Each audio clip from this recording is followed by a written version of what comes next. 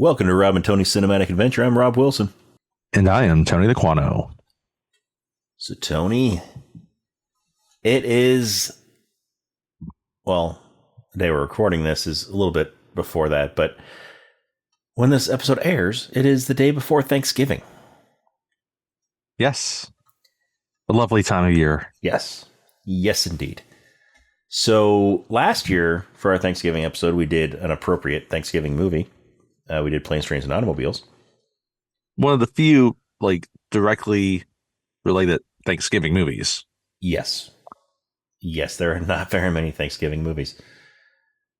At least the ones that are, directly revolve around Thanksgiving. Or, they're any good. There's, the mock, from the mock trailer, right? Thanksgiving. Yeah, which then turned into an actual movie. Yes, which I haven't seen. So. I haven't either. But it's not quite the same thing as what we were talking about. No, it's not. So it's appropriate that we did Planes, Trains, and Automobiles last year. Yes. And so this year, we were thinking about it, and, John Candy is just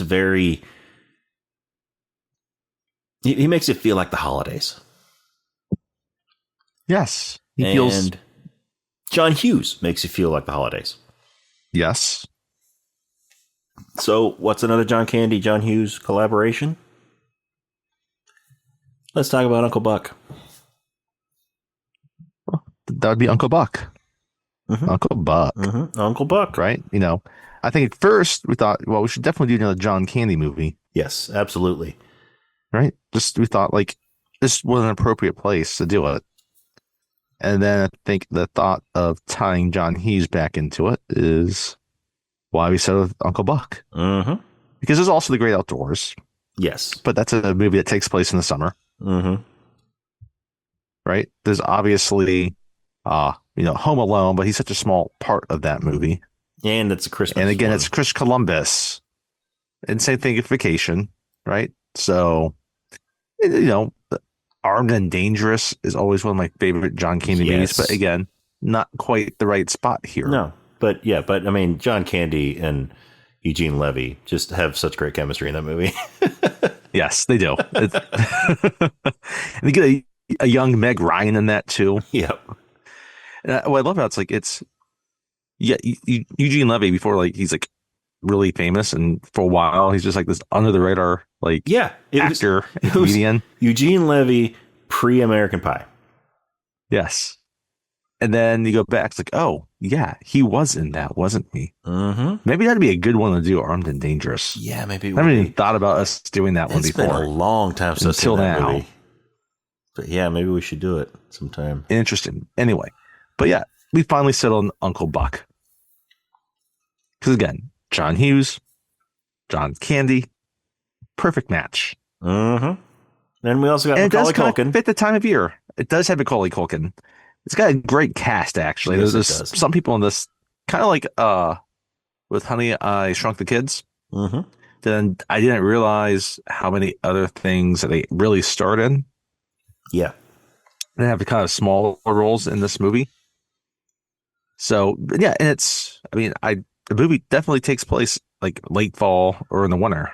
It's pretty well established. So It kind of fits the time of year too, right? And I'm going to be bold on this here. Okay. So, it's funny. I was watching it the other day and Nicole had never seen it, and she'd come downstairs and she's like, "Oh, that's Macaulay Culkin. He looks younger than he does in Home Alone." It's yes, because this is before Home Alone. But I'm going to be bold about this. I prefer Uncle Buck to Home Alone. And I prefer Macaulay Culkin and Uncle Buck to Macaulay Culkin in Home Alone. You know what? I might just have to agree with you. Because, yes, I love Macaulay Culkin in Home Alone. And Home Alone is, it's a classic family no Christmas shade movie. on Home Alone. I do enjoy Home Alone. But he got the Home Alone role because of Uncle Buck. Yes, he did. Because of this role. Because, I mean, this is the first time that he and John Hughes have worked together. And Right. John Hughes loved him, so, he made sure that he was able to get into Home Alone. The character's not that much different. He just doesn't have a chance to terrorize Joe Pesci and Daniel Stern. No, he doesn't. So, I mean, it could be the same character. Maybe after Uncle Buck, he wanted a witness protection and got put with the McAllisters. Hey, which is why they kept shitting on him all the time. Maybe. Because he's not actually theirs. Yeah, maybe. Maybe. Maybe Bug came back for revenge against Uncle Buck, and Uncle Buck wasn't there. And Macaulay Culkin was. And so, he got put into witness protection. Yeah, I mean, that's possible. I mean, there is a whole thread there that's just kind of left dangling about what does happen after this. Yes. But that's for much later in this episode. Yeah. That's towards the end of the movie. Yes. And I mean, I wouldn't put it past them. Who knows? Because by that point, Uncle Buck decided to join a polka band, and he's touring the country. Yep. The Kenosha Kickers. And maybe he knew. Maybe he knew whose new parents the newly named Kevin McAllister, who his parents were.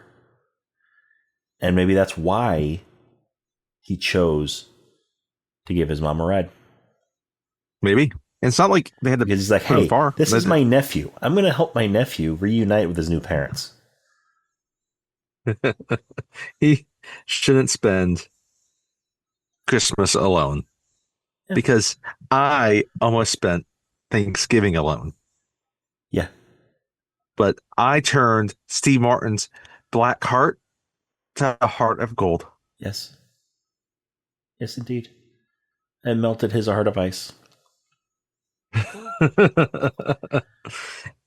So, anyway, but this is a pre-Home Alone Macaulay Culkin, and overall, I think part of it's because like John Candy's just hilarious, so he's at the center of all this, and so it's just that's part of the reason because it's just really, really funny. And yes, it's one of the best showcases of John Candy as a comedian, but also as a full actor, right? Yes. And we talked about this with Planes, Trains, and Automobiles, which it's probably still his best role. Oh yeah, that fits it. But Uncle Buck does it really, really well, also. And I'm not going to throw any other shade on Home Alone, but yeah, Home Alone's ultimately just it's kind of Three Stooges meets Die Hard with a kid. Yeah, which is kind of a cool setup, yes. Which is why it works. That is a good description of it. So, but yeah, I've always loved Uncle Buck.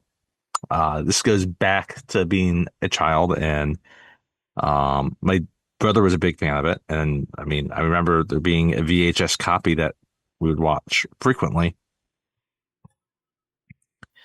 And yeah, and I mean, that's also part of the reason why like John Candy is a favorite. And I think it's nice to see, there's a couple of generations of us that really grew up with John Candy that have really helped elevate him to be even higher. He was well respected, but some of his movies like Uncle Buck was just kind of tepidly received by critics and the box office. But it's a classic now. Yeah. Yeah, it is. And yeah, this is one that I saw it when I was a kid, like when I was real little. It was one that I didn't watch like frequently, but I'm pretty sure when I was like really little, I had watched it at least once all the way through and then just caught parts of it on TV, in the following years. So I'm not quite sure how many times I've actually seen it all the way through, but I'm pretty sure that it was at least once. Okay. When I was a kid, when I was little. But yeah, then just, catching chunks of it here and there. to the point where I would have seen the whole thing, several times over the Several years. times. Um, but It's another one where you can, at least at a certain time, you would easily find this on TV, and you could just stop and watch it. Yeah. So, but I mean, for me, this is the first time I've watched it. It's been a while. In the last 10 years, I've seen it at least one other time. So it's been a while. It was great to watch again. Yeah. And so, it really was. So this viewing of it was the first time that I watched it all the way through since I was a kid, like since I was real little. Okay. But a couple of months ago, I was over at one of the breweries in the area, and I'm sitting at the bar, and I look up on the TVs, and they got the TV right in front of me. They got Uncle Buck playing, and on the TV just to the right of that, they had Jumanji playing.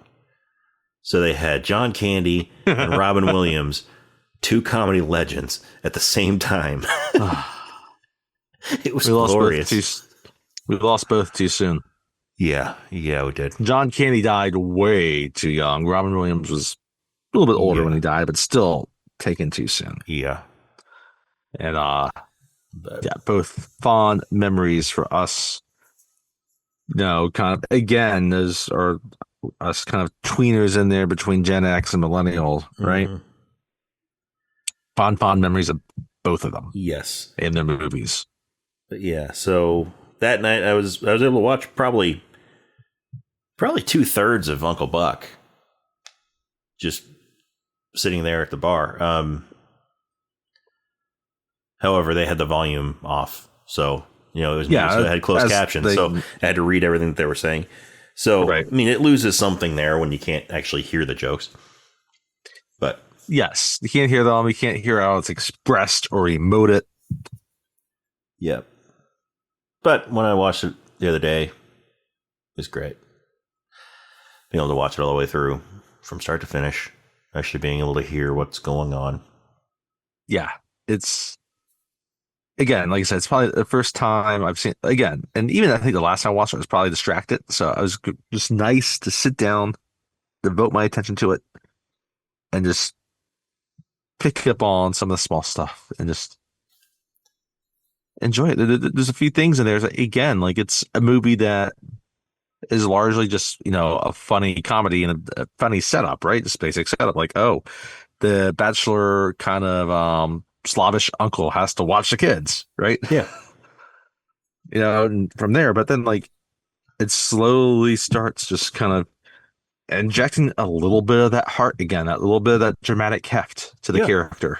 And right. And John Candy does a great job of portraying it. And because John Hughes is such a good writer and such a good director, it comes off really well. Yes. And I like how they did it where, they could have very easily, because he does start out, being portrayed as the, Slavish character, who doesn't like going to his job, Yes. And all that. And like, he just keeps on blowing off his somewhat girlfriend, at their dates and going to work and all that stuff. Yep. At her tire shop. Right. And at a tire shop. They could very easily have made it so that he was reluctant in wanting to come and help his brother with his kids. They could have very easily made it to where his brother would have to convince him to come out and watch the kids. But no. When he doesn't twist his arm at all. No, he doesn't. He calls him, he asks him, and he's like, yes, absolutely, I'll be there. This is actually a great point. And we can, I think it's a good time to talk about it. Is that, he's so willing to do it and he's so excited about it. And there's never a hint of reluctance towards it, right? No. And it's kind of like last week with the Breakfast Club, right? We talk about how it tries to present, it smartly presents them as caricatures, as these archetypes, but it peels off the layers to show that they're more than that, right? And they kind of do that with Buck here, right? Mm-hmm. they the way his brother and sister-in-law talk about him, right? The way we first kind of see him in his first scene with his on again, off again girlfriend, right? And then when we see him in his apartment, you get that sense. But then it's not that long after it peels off the layers and see that there is more to him than all of that. Yes, there's more to him than meets the eye. And he's a heart, like a transformer. And it can hurt. Yeah. Yes. And not heart. Hard.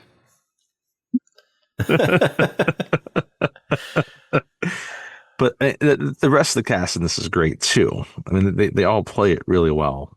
And I've always thought of, I guess, I mean, because one of the other main adult actors in this movie that has the most screen time is Amy Madigan, playing his on again, off again girlfriend. And as a kid, like, I knew her from Field of Dreams and from Uncle Buck. Yes. And, right, you mentioned she's in Field of Dreams. She's in other things as well. Gabby Hoffman is in Field of Dreams. Yes.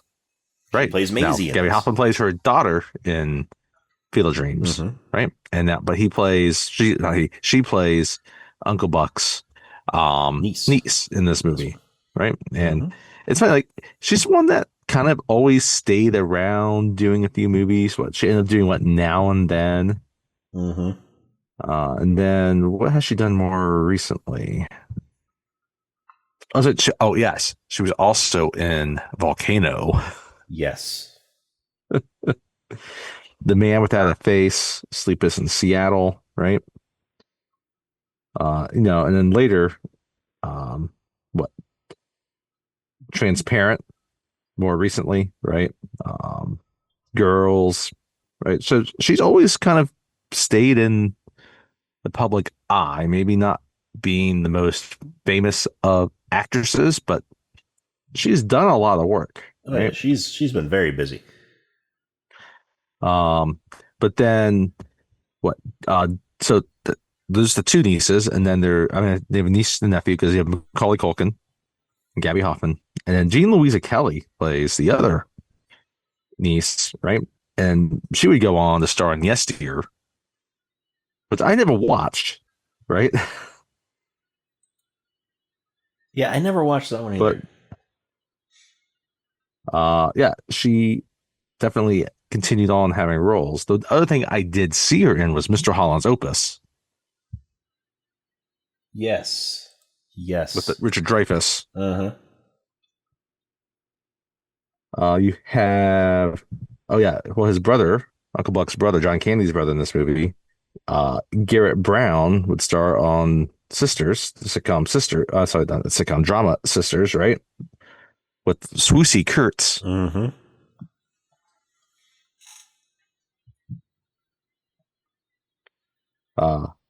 you have Elaine Bromka, who plays his sister-in-law, right? And she's been on a bunch of TV series as guest stars, and she's written a bunch of things, right?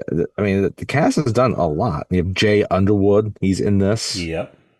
Which is important to note here, right? So the thing a lot of people might have seen at that time, because he was kind of a teen actor at that time, was The Boy Who Could Fly. Yes. Did you ever see The Boy Who Could Fly? I did. I used to love that movie. So did I. I used to love that movie, and now the only part that I can really think of when I try to remember back to what the plot of that movie was, all I see is Fred Savage playing with his G.I. Joes in the backyard while it's raining, and he's picking them all up from a mud puddle, because he has to go inside. We have no memory of Bonnie Bedelia being in that. Not really, no. And that was another one of those ones that, like, I was in single digits when I was watching it, when I loved it. I don't know. That feels to me like one of those quintessential 80s movies. Yeah. It's like, I'm sure if I watched it today, like, it would just feel super dated. Yeah, it was one, we owned it. We owned that movie. We owned the VHS, and my sister and I would watch it fairly frequently when we were little. But yeah, the only thing I can really remember about, and also I remember Jay Underwood standing on the roof of the house. Okay. Yes. But yeah, the main thing that I remember is Fred Savage playing with his GI Joes in the backyard in the rain. That would definitely stick out. Like, there's Fred Savage playing with GI Joes in the rain. Which would have been before the Wonder Years. Yes, so. Yes, and I think the reason why Bonnie Bedelia didn't click with me is I hadn't seen Die Hard yet. So I think that's why. I think that's why Bonnie Bedelia doesn't. Hey, it's like, click with me right that's away. Holly Gennaro. Whereas at the time, I knew Fred Savage. Yes, knew what up. But Laurie Metcalf is also in this movie. Yes, she is.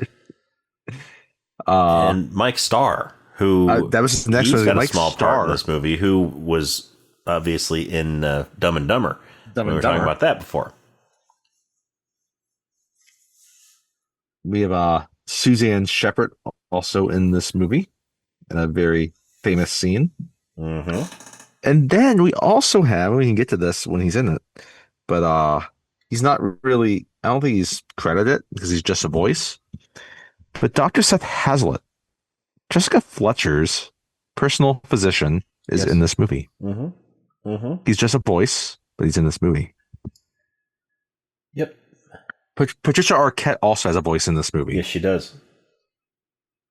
So, yeah. So I mean, that's what I mean. Like, it's actually like when I was going through, it's like I didn't realize like the cast itself. I mean, it's a large enough cast, and a lot of them have done a bunch of notable work. Yeah.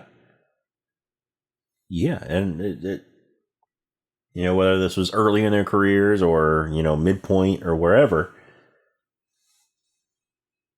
Yeah. John Hughes was able to bring them all together for this movie.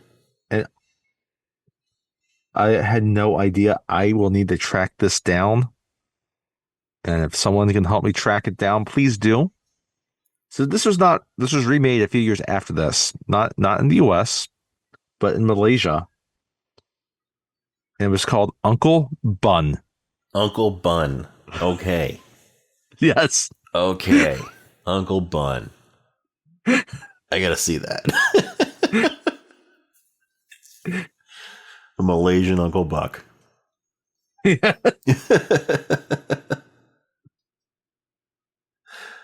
That would be interesting. Oh, apparently his character in this movie is very fond of rabbits. Apparently rabbits are going to play a role in the plot of Uncle Bun. Of Uncle Bun. Okay. Huh. Rabbits. So, anyway. Well, I mean, Uncle Buck's a baseball fan. He is a baseball fan. And I don't think they have too much baseball in Malaysia. So maybe they have cricket. Yeah, but that's not quite the same thing as baseball. It's similar, but it's not quite the same thing. So maybe his love of baseball in Uncle Buck turns into a love of bunnies in Uncle Bun. There you go. It makes sense. Because, yeah, baseball's not going to make sense in Malaysia. You can't live by a baseball stadium in a major city. Yeah. Which I love. Like, Chicago is definitely rolling this, just like any John Hughes movie. Yeah, but no, in this one, Chicago is definitely prominent in this movie.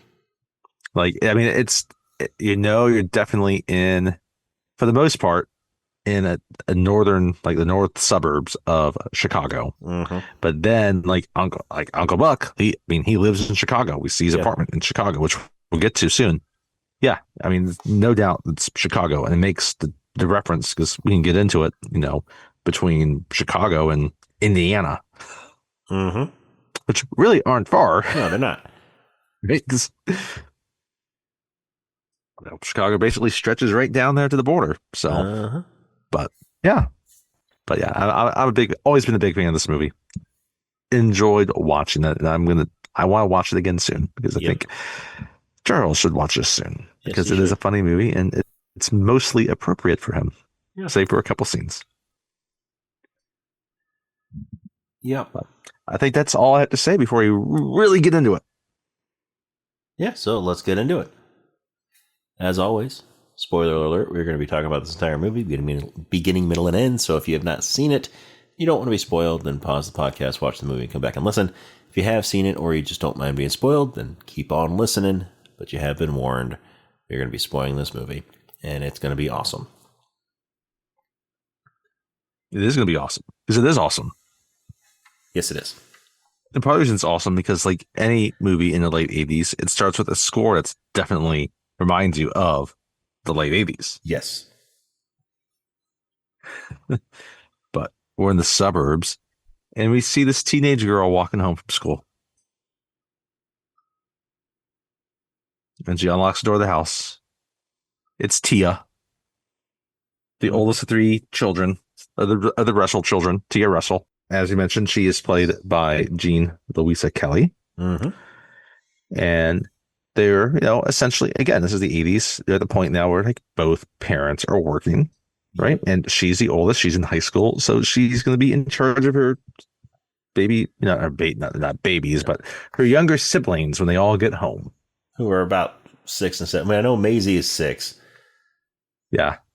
So Miles would be like 7 or 8. Yeah. Somewhere in there. Probably like, first, second, third grade. They're kind of in those ages right there. And, so we got Maisie and Miles. So we got Tia, Maisie, and Miles. Interesting names right there. But I say that as I named one of my, the middle name of one of my children is Miles.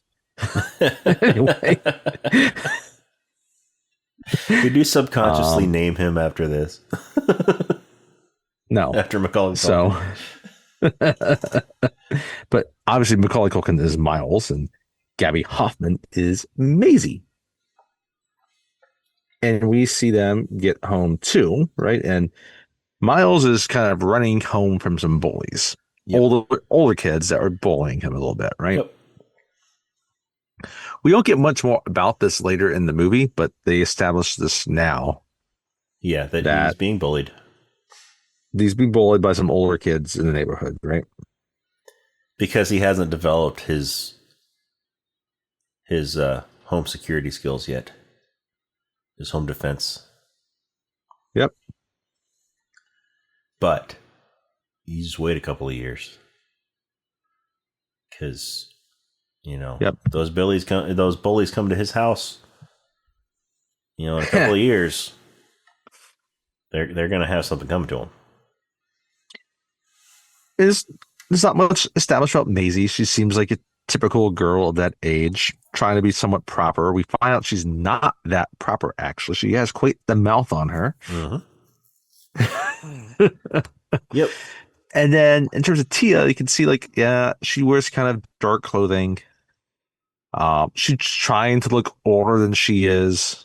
She doesn't look very happy, right?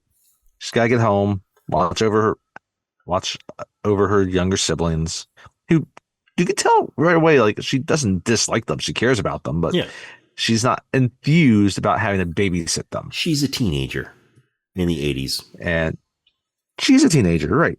And we find out later she's like 15, but she's definitely trying to portray herself like she's a senior in high school. Yeah.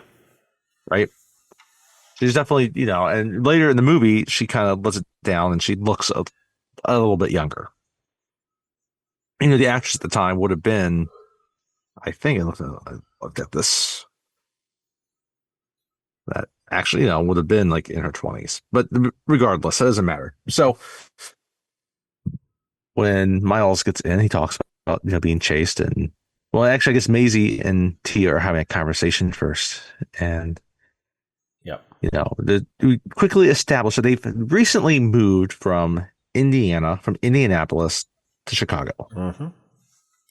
And they don't want to be there, or at least Tia doesn't. They don't want to be there. Tia does not want to be there, at least. She was happy. She had her friends in Indiana. And we established that they were close to family there also. Mm-hmm. Right? But specifically her mother's parents, right? Her mom is from Indiana, Mm-hmm. right? And, she curses, and then, Maisie's like, that's a curse. She's like, no, it's And not. it's like, no, it's not. Crap's not a curse. You're thinking of shit. It's like, oh Well, yeah, now that's a curse. but now you're cursed. And then when Miles gets home, they have a nice banter about them. By the way, it feels like a sibling banter. yes. And then when Miles gets home, he's going through his whole, he's telling her about the bullies are chasing him and stuff. And then a little further in the conversation, Tia says shit again. And I'm telling on that one. I'm telling on that one. Then a little bit later, then Maisie brings up, you already cursed twice. Well, one real one. The other one was just describing it. It's a very kid way of trying to rationalize it, right? But T gets a little upset with it. It's like, listen, when our mother figure isn't here, I'm in charge. Yeah, so right there, she's got issues with her parents. She's got issues with her parents, and Maisie's just like, don't call her that, right? So that kind of establishes where they are. And I guess it's really kind of when Miles gets home is when we kind of establish that they've moved, because he gets in, he's talking about how he keeps getting bullied or whatever. And Tia's just like, well, you can thank our parents for moving us from Indianapolis where we were happy, but they wanted to make more money, right? Mm-hmm. So I guess they, one of them got a better job. They moved to Chicago, which and Chicago is not that far from Indianapolis. No, it's not. And I mean, they're going to need that money that they're making now to afford that house. Yes. That is a big house. It's a big house. It is not the Home Alone house. No, it's not the Home Alone house. It doesn't have 57 rooms. But it's still a nice house. It's no the Home Alone house is for the super rich, the infamous. Yes, the infamous people that may or may not work for the mob. Yes. Well, I mean, considering he was also in The Sopranos, he kind of did. Yeah. So I mean, we can save that conversation for when we eventually do Home Alone. It's not quite Neil Page's house, right? And Planes, Trains, and Automobiles. But this is a nice upper middle class suburban house. Yeah.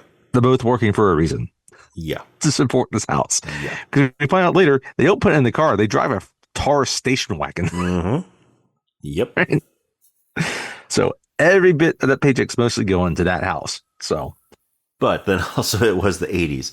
Things were a lot cheaper then. And neither one of them definitely got it. So they could easily put all that money into the house and still be able to support their family. Yes. Especially if they go to the public school. Yeah. So what's the deal? Anyway.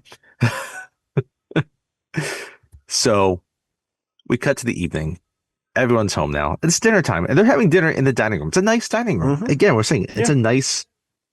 Again, this movie is kind of a tale of suburban malaise, right? Mm-hmm. I don't think I ever really picked up on it, but it's there, right? Yeah. And the parents are working so much, they're kind of ignoring the kids, right? It's not a dysfunctional family. It's just they're just getting by. Yeah. We don't know what's going on with each other's lives, because during the dinner, we realize that Dad doesn't realize that hockey ended 2 weeks ago. Yeah. Yeah. I mean, they're just so busy that, they don't really have time for everybody in the family.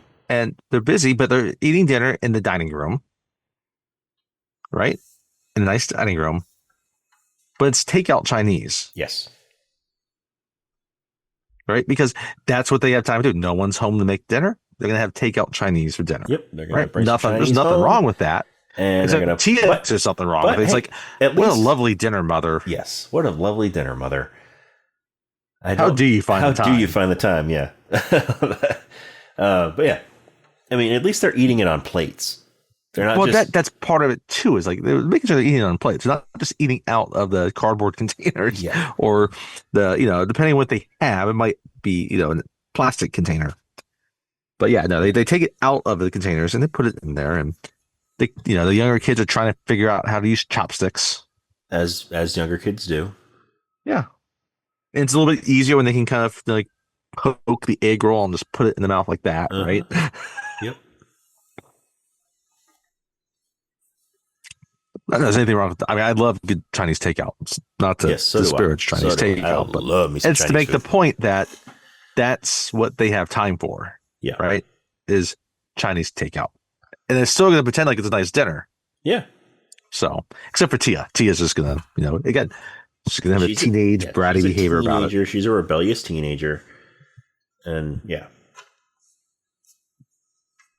So, but then we get, it's at nighttime. Now past that, and everyone's asleep. It's middle of the night. We cut to the parents' bedroom. And unlike phone call. Craig T. Nelson in the 80s, they're not getting high. No, they're not getting high while their son gets raped by a tree. No, they're sleeping. Yeah. But the phone rings. Yes. The phone rings, and it is Cindy's. Is it her mother or Bobby sister? answers it. Is it her mother or I don't sister like that calls? Oh, I think it's your sister. somebody. Yeah, he says it's your sister. Okay. It's just it's the sister. He says like yeah. And by the way, it's so Bob is played by Garrett M. Brown, right? And then his wife is Cindy, Elaine Bromka, right? But Bob answers the phone, and like you said, it's his sister-in-law on the phone. Yeah, so it's Cindy's sister, and Cindy's father has had a heart attack. And he died, but she needs to go home. Yeah, he didn't die, but he is in the hospital. And yeah, so she needs to go home and spend time with her family and see her dad. And so we cut to them. They're now in their robes. They're downstairs in the kitchen. They're trying to talk to figure out who's gonna watch the kids. We can't bring the kids. It's school, right? And they say he mentioned someone that lives across the street who we will meet later. What's her name again? Marcy, right? And she's like, that's the last person I would want to watch my kids. Did they mention Marcy? Or was it maybe not. There was a couple. They were talking about a couple. There's two people they talk about. There's one person, and it's like that was an immediate no.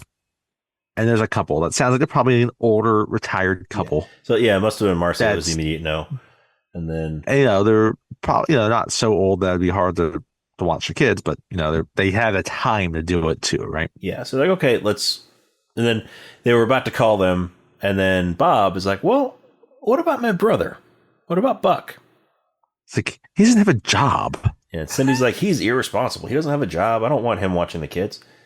He hangs out with that woman that sells the tires, and we find out the tire shop's named it sounds like they have multiple shops. Yeah, and it's named that. It's her last name. It sounds like it's a family business. Yeah, what's wrong with your family having a franchise or multiple locations of a tire shop? Everybody, it means they've done well. Who has a car business. needs tires. Right. And so if your family started a tire shop and had to open others, it means that, hey, you were probably doing it pretty well. Yeah. Yeah.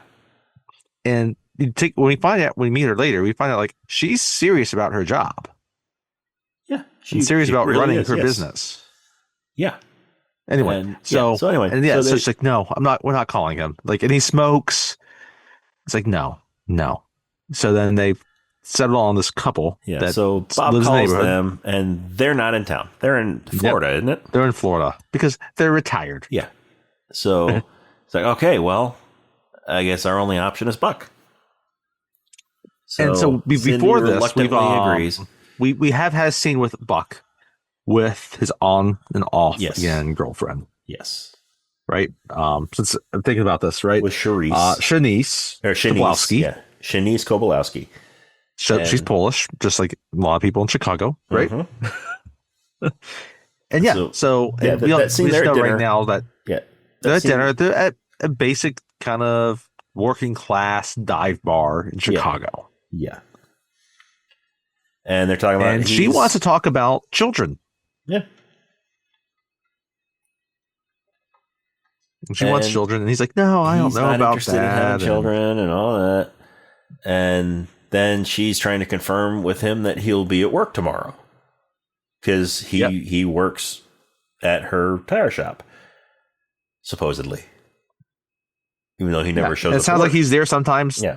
He's not there. But he always has some sort of excuse to not show up. Always some type of excuse. Yep. He's like, if I could think of an excuse that you would buy so I wouldn't have to be there, I would come up with it. But since I can't, I'll see you tomorrow.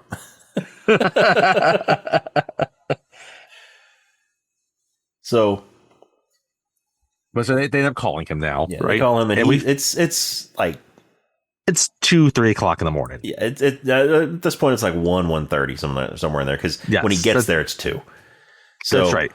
It's like 1 o'clock in the morning. They get called like right after midnight. Yeah, right, and it takes them. They figure out they got who they call. They get together, and then he's in bed.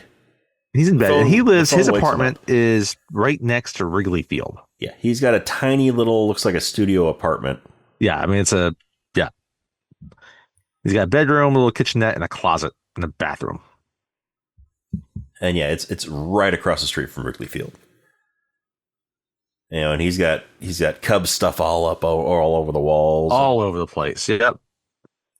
He's wearing a Cubs jersey. It's not even a big bed. It's probably like a full size bed that he's got in there, and it's this stuff. Yeah, he's wearing his Cubs jersey. Yes, I like that. I like that little detail. His Cubs jersey is his pajama shirt. Yes. Yeah. That's a nice detail. Yes, I think so too. But they wake him up, and at first he's, it's 1 o'clock in the morning, 1:30 in the morning, right? He's disoriented, right? Yeah. He's fast, and he's just trying to, he can't quite understand what's being asked of him. Yeah, he's like right now, right? Hey, Buck, it's Bob. And he wakes up, he's coughing. Your brother. And I like how, so we get them. He's in the bed. Bob's in the bedroom, and his wife's behind him in the closet, and he doesn't want to hear him say, he's like, "Your brother, Bob." Yeah. So Cindy is packing their suitcases because they need to leave as soon as possible. Yes. So Cindy's packing her suitcases while Bob talks. She hears it. She just kind of lowers her head. It's like, oh gosh. And so and he's like, and right away, as we said earlier, he's quick. He's like, oh yeah, it'd be fun. Yeah. So it takes Buck a minute. The kids can bring their sleeping bags. to get out of the grogginess of having just been woken up by the he claps his phone. But oh yes, that's right. He wakes up and he claps his hands and the lights turn on. He's like, "Hey, I'm using your Christmas present." He's like, "Oh, the clapper." Oh, the clapper. And it's funny. It turns on the Wrigley Field lights. It turns on the Wrigley Field lights. Other lights in the apartment building. And So once he gets past the grogginess, then Bob, tells them explains the situation and asks him if he'd be willing to come and watch the kids. And without hesitation at all, he's like, "Absolutely, I will be there. I will. I love your kids. I'll watch them. They can bring this. He says there. He says they can come over, bring their sleeping bags." He's like, "Well, Bob, no, they have school, so we're thinking you would come here." It's like, "Oh yeah, that makes sense. That makes sense. Yeah, I'd be I just gotta pack up. I'll be there as soon as I can." So he gets up and so and he they hang out. It's like he'd love to do it, and she's like, "Okay." Still not in love with it. It's like, it cuts back to him in the apartment as he's getting ready. Yeah. So then he's got to call Shanice. Yeah. Well, before that, he goes to the closet. He tries to get a suitcase. And again, it's a small closet. Yeah, so his suitcase is up high. It has all his clothes that he wears on a normal basis, but also other stuff I just might need whenever. Mm-hmm. Right? Yeah, it's high up. like you said. And so he reaches up, he grabs a suitcase, and he pulls it down, and then other stuff starts falling off the shelf. And then a bowling ball falls on his head. I have the conch! Oh, Piggy. Anyway, so now he's a call Shanice. And he has the perfect excuse, actually. Yes, that he does.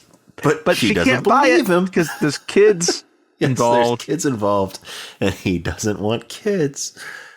And I love how we only get it from his perspective. Yeah. And it's just, he keeps getting cut off. He's like, but let me, oh.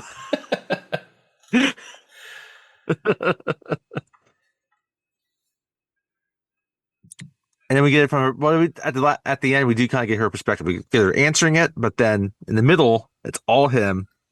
And she says, like, goodbye, good night. Yeah. She hangs up. Right. We don't get any else from her besides that the book ends. So, yep. But just get him, like, he's just driving, down the interstate to the suburbs to watch his nieces and nephew. Old beat up car. It's an old beat up car. And a beater. It needs some shocks. It's just it's just bouncing down the interstate. It's smoking. There's like it's just the exhaust is pouring out of this thing. And he got inside. He's like, okay, what are the names again? Like, oh yeah, and he gotta get some rights. Like, oh, well, they gotta be. Well, Tia, she's gotta be 9. Yeah, Tia, she's got like 8 or 9 now. Maisie Miles are like what 3 and 4. First he's like, and what are the little ones' names? We got John. That's right, John. Yeah, John and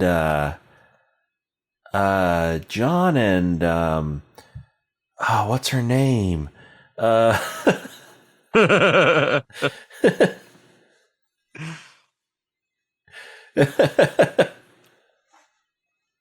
He just makes up 2 names for the kids, and yep. Meanwhile, they're back at home, right? And Tia's woken up now, right? Because she heard the phone ring, and she's hearing her parents go about making phone calls, packing, right? And so she talks with her mom about it, right? It's like, oh, why aren't we going? It's like, well, we thought it'd be better if you stayed home. It's like, well, and I mean, this is the thing. Where, like, this is harsh. Like, if my whole family got up and moved away, I'd have a heart attack too. Yeah. Yeah, that was harsh. Yeah. Like, it's like, well, and she like kind of asks, like, well, who's going to watch us, right? And she doesn't answer it. She's like, we got some, we have family coming, right? And so finally, they get there. Uncle Buck, Buck gets there, right? Well, but he gets across there, the street. But yeah, he parks across the street. Knocking on the door, and there's no lights on. I mean, yeah.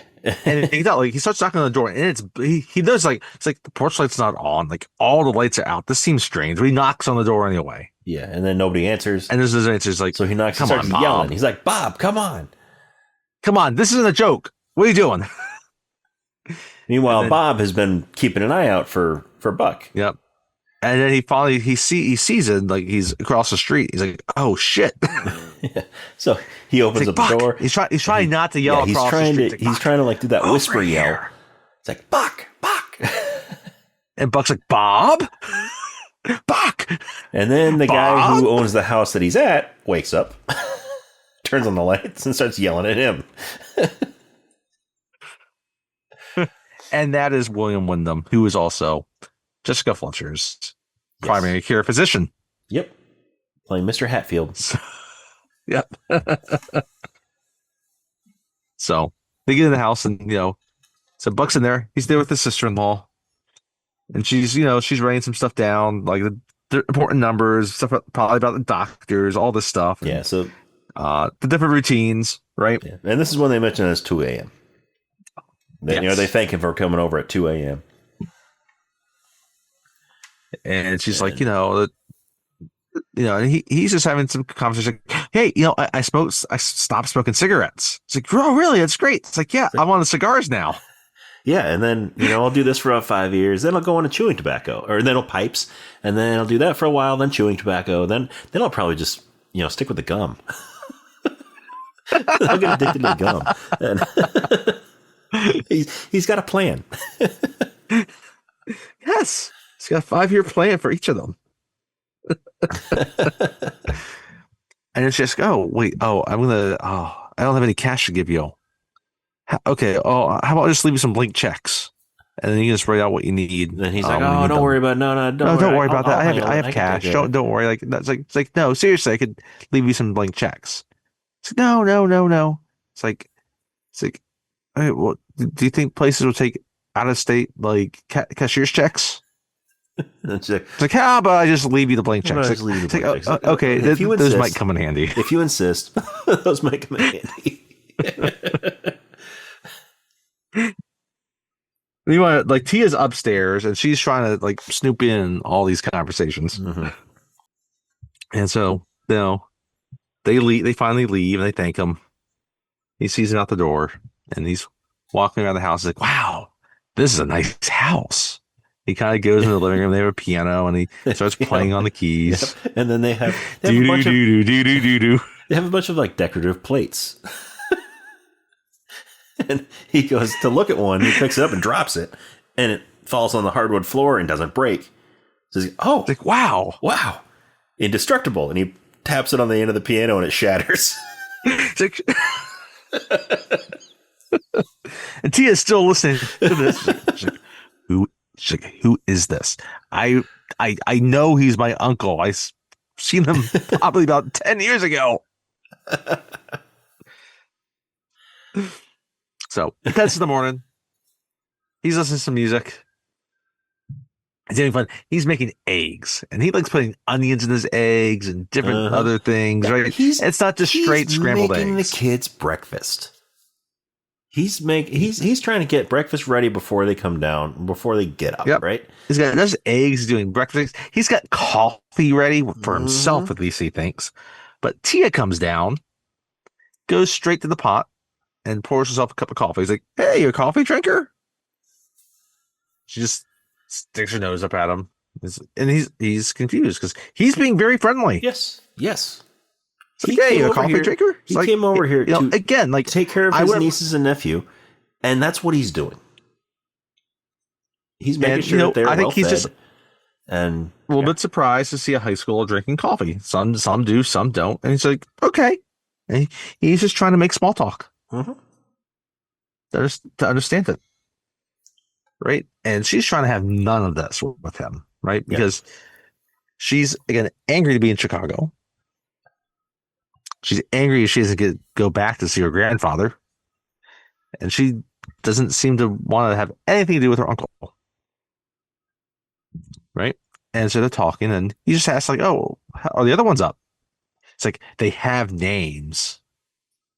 Miles and Maisie. Right. Okay, well, Miles and Maisie, are they up? It's like, yes, I got them up. Well, you kind of see that realization in his face when she says their names. It's like, oh, they're not John and Jennifer. But it's a good way to just asking, like, oh, the other one's up. Like, no, and he's being innocent. He's being friendly about it. And it's like, are you going to have any breakfast? It's like, no, I'd rather starve. It's like, hey. Like, okay. And then Miles comes down, and he's surprised that he like, just freezes. He's like, who are you? It's like, I'm your uncle. And it's like, he looks at his sister. He's like, she's like, unfortunately, yes. And you're looking, he's just, he's about to plate food for him. And he's like, he's cooking our garbage. And look at this, it's just eggs. It's eggs. It's scrambled eggs with like onions and some cheese, maybe some peppers mixed in it, right? Uh-huh. Looks like he's cooked some like sausage on the side for her or something, right? He found what he could in the fridge, and he made breakfast for them. Yes. Yes. I never had eggs for breakfast before school. Me neither. The I had most I had, cereal. exactly. The most I had was a bowl of cereal before going to school because that's what we had time for. And so then we finally, we cut to scene with Maisie and Tia. And Tia's like brushing her hair. And Tia and Maisie doesn't know quite yet that her parents have left. And and she tells her, and and she's trying not to sit, she's not sitting still. And Tia's like, you're gonna get knots in this. And then finally tells her, like, oh, no, I don't believe you. And so she just takes her hand in I her like hair, the way right? Mom And does it. that's right, yeah, because mom is the one that normally does it, right? Yeah, She gets so upset, like a lot of first graders yeah, might do about the situation, and just messes yeah. with her Tia hair. gets her Right? hair completely straight, like she gets it all brushed, and then Maisie just messes it all up again. And so we cut to the car. They're driving to school, and we established earlier during the first conversation here that Buck's like, no, I haven't. Uncle, Buck was like, I know, I have instructions to drop you off at school, Mm-hmm. so I'm dropping you off. It's like, no, I'm gonna get a ride. Like, no, No, your I'm gonna parents drop you off told at school, me to drop you off at school, so I will drop you off at school. and then I'll pick you up. Like, just let me know what time. Yep. So that imagine they're all huddled in. Again, it's the winter. They got their heavy coats on, and so again, it's a beater, so it's gonna be smoking more than normal, right? And they get there, and we cut to the outside, the exterior of the high school, and they have a bunch of Well, kids waiting first outside before the school starts. before this though, didn't we have the interrogation? Mm. Yes, the Before they went to interrogation is school? going on while Tia and Maisie are doing Yeah. their hair. Yeah, so Tia and Maisie So are doing their hair, and Miles has a bunch of questions from his Uncle Buck. Miles and Uncle Buck are sitting at the table, at the kitchen table, and Miles starts firing questions at him left and right, just nonstop. And Buck, It's like, are you married? hesitating, No. Why? That's a long story.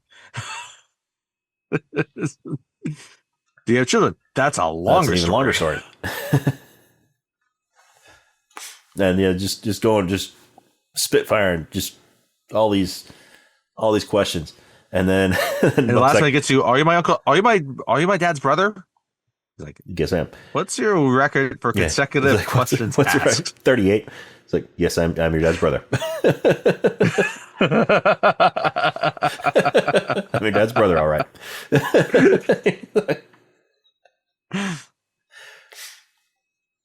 But so apparently, so real quick, this go ahead. I love their dynamic in this movie. The two of them, it's great. Really, It really is Buck excellent. and both. You don't of the get a little kids. lot of it. Buck and both of the kids, both of the little kids. Their relationship is fantastic, but Buck and Miles especially. And Yes. so, from the way that Macaulay Culkin tells it, John Candy was essentially, a father figure to him during the making of this movie. Because it's common knowledge now that Macaulay Culkin's father was not a great guy when it came to his Hollywood career. Yeah, he was a poo-poo face.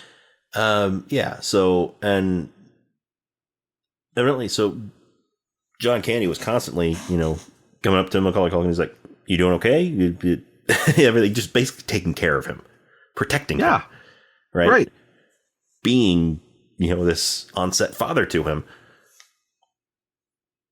And yeah, that's one of those things, because I just recently watched the new John Candy documentary. The documentary biopic type. Yeah. I Like Me. Not biopic, because it's a documentary.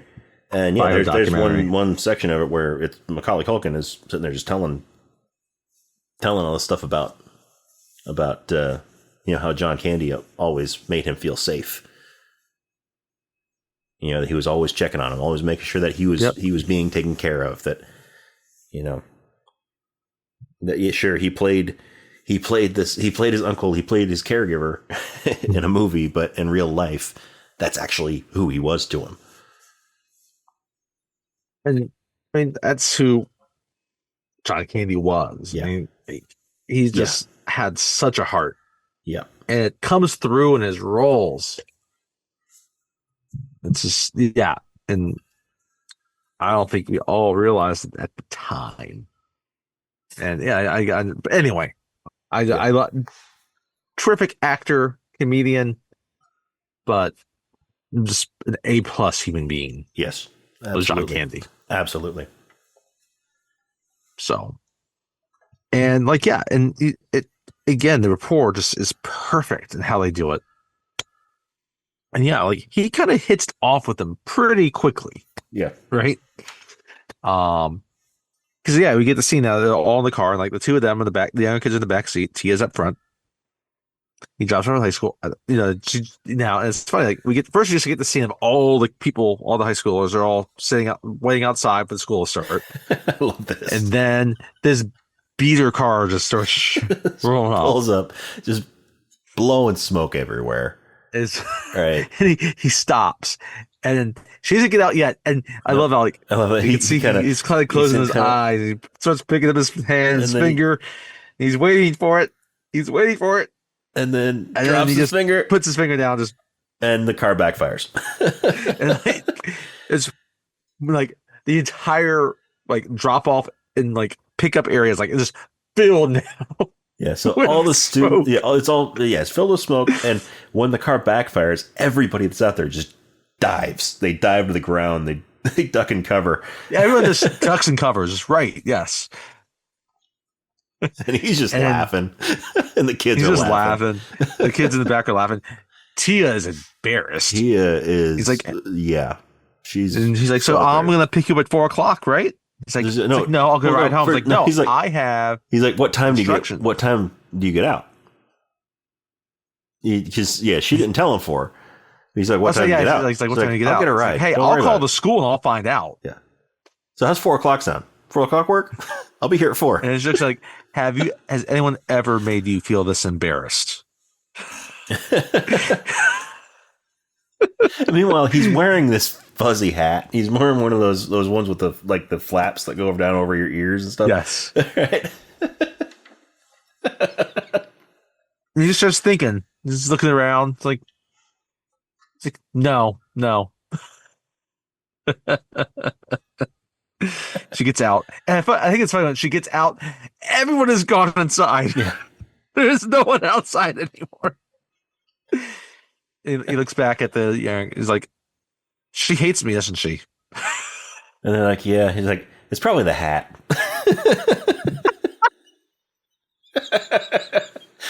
A lot of people don't like the hat. I look how like nonchalant. He's like, no. It's like he knows it's not the hat. He's like, it's the hat. Yeah. So he takes the little kids to school. Yep. He drops them off there, and we don't get much there. I mean, well, no, we do get the scene there. Yeah. So, but we get a scene there later in that day at the school where Miles takes out his lunch. Yes. Now we're like, again, like, I'm sure he found this stuff. He found what he could. Yes, he found what he could. Miles. And it makes me wonder what Maisie's lunch looks like. Yes, we don't get that scene. Now, I would imagine Tia probably made her own lunch. Yes. But there's like a small little glass of milk and like a pickle in a jar. It's like a glass. It's like in a baggie.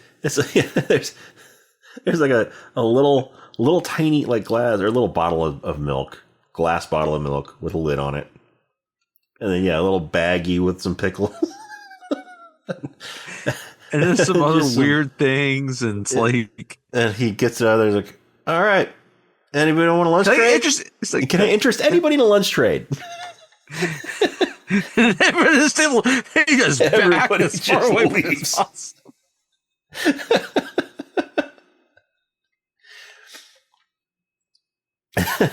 But I love it. He doesn't look at it and like complain. He's like, oh man, he's not like that. He's just like, he pulls all the stuff out. And he's like, can I interest anybody in a lunch trade?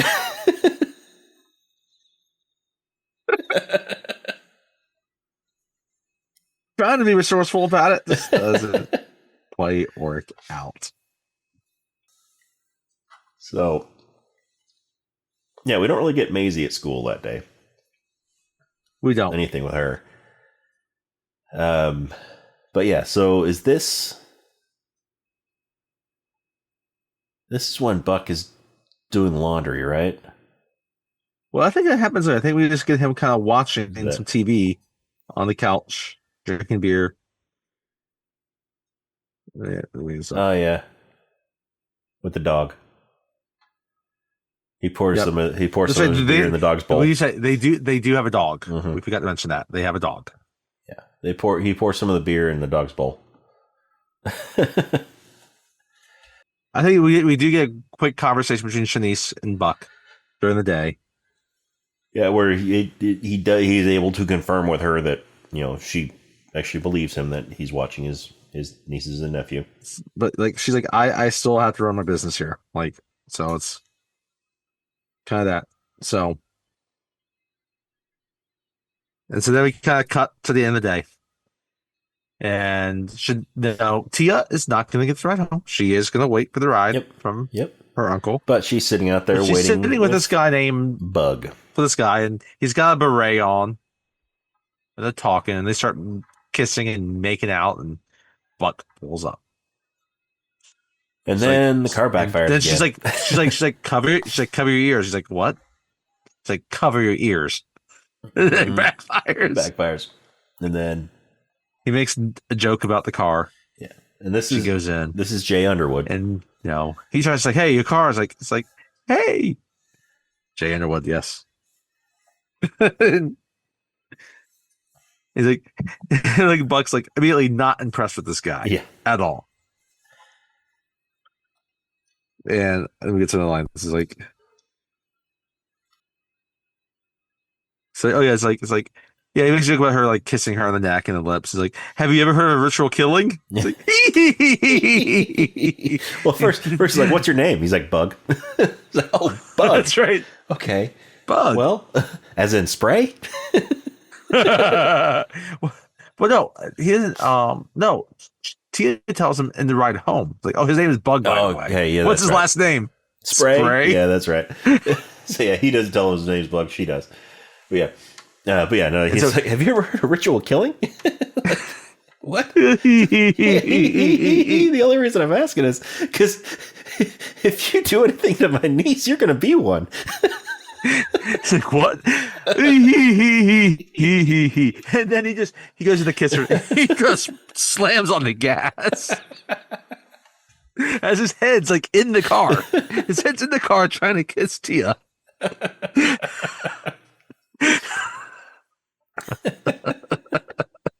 It's like, what? You could have hurt him. It's like he's going to try to hurt you. He's only interested in one thing. It's like, what do you care? It's like, because I was now. Yeah, so I was in high school too. It's like he's got a name, by the way. It's Bug. What's his last name? Spray. I've always lied all the years. That's when the last sticks out. Because the guy's name is Bug. Mm-hmm.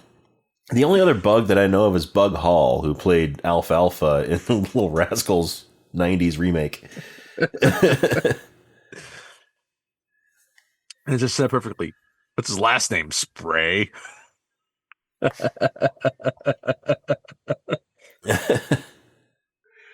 Anyway, so now she's really upset with him.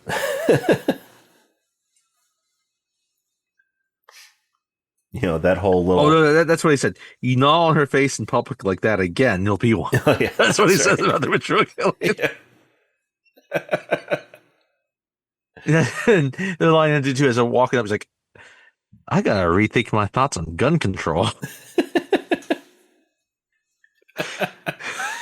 Because as he found out later, he doesn't have a gun, but he does have a power drill. Yes, he does. With an extra long bit.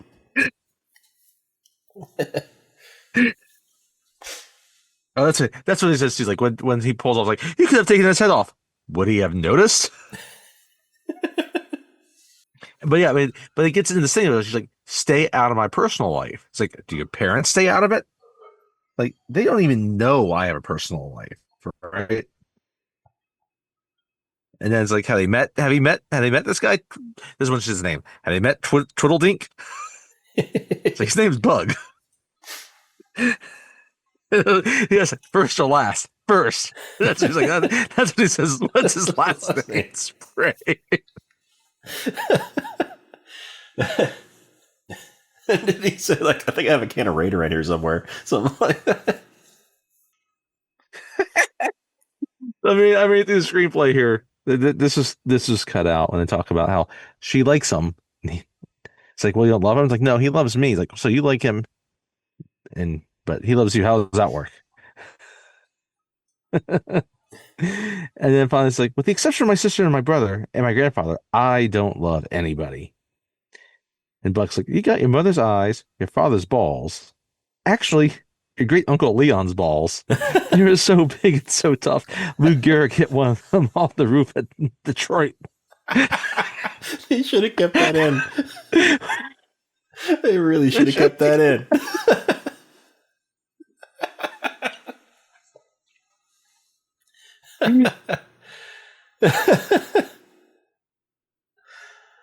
They should have kept that in. It cuts to the evening. Miles is there in the kitchen. He's got a step stool. He's at the sink. He's washing the dishes. Yep.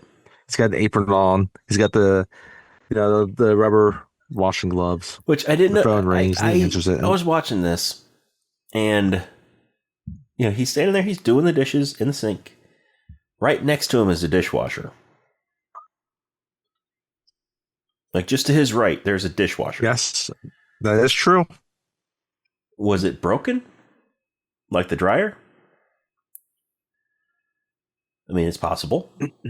It's possible, but he does say, okay, so here's the thing. So his mom calls, he answers the phone, and he's happy to talk with her. Well, first, she's the phone's ringing. He's like, hey, somebody answer the phone. That's right. It's like anyone that might be washing the dishes is trying to do the dishes. And phone's ringing. Like, I got wet hands. Why should I answer the phone? Like, oh, do I have to do everything in this house?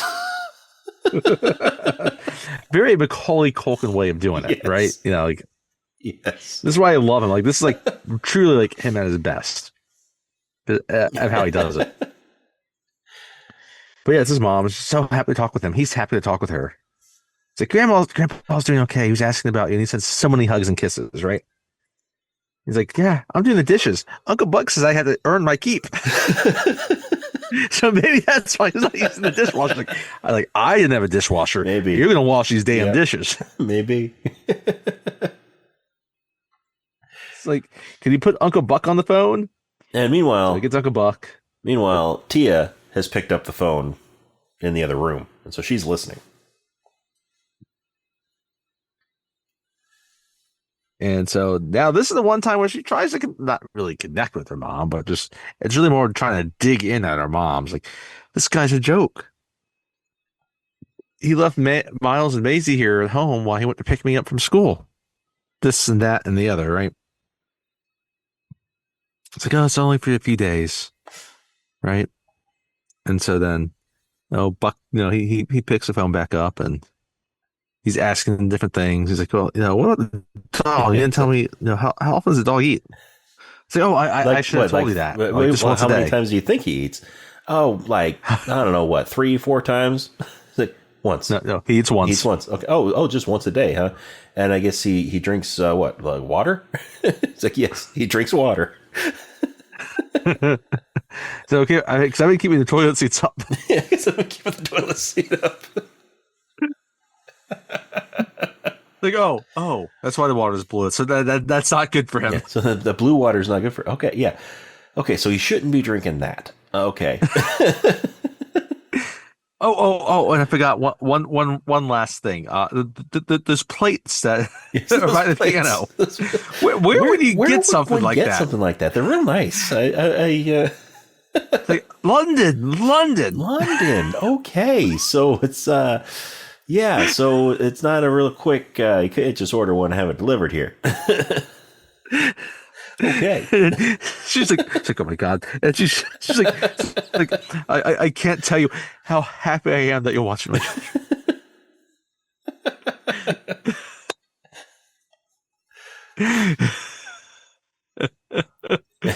She hangs up and she's just like, Bob.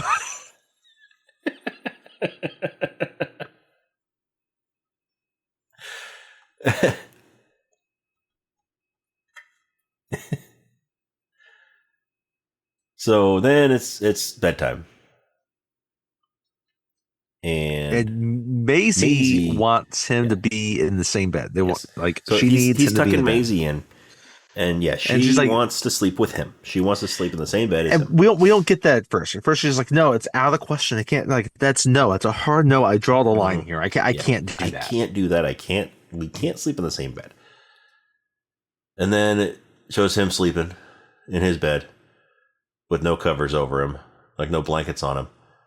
And then it pans over, and Maisie and Miles are both in his bed, hogging all the covers. You know, he's trying to pull the covers over, but he can't because they're taking them all. So yeah, because he finally just gives in, right? And it's just the montage because it just Yeah, and it just yeah. settles a montage It's a from that. classic '80s It's like montage, so I and was tossing and turning all night is what starts playing, right? yeah, and he And it's falls showing out of the the hands bed, on the clock. and then He he like the kids get out of bed and sleep with him on the yeah, he floor. falls off the bed, and He, yeah, he ends up just curling up on the floor, and the kids both get out of bed. They snuggle up with him on the floor. okay. But then he gets back up and they get back up and snuggle up with him.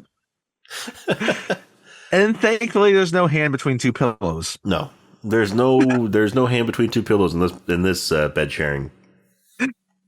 That would be wildly inappropriate. John, John Kennedy shares that for Steve Martin. Yes, that's their special thing.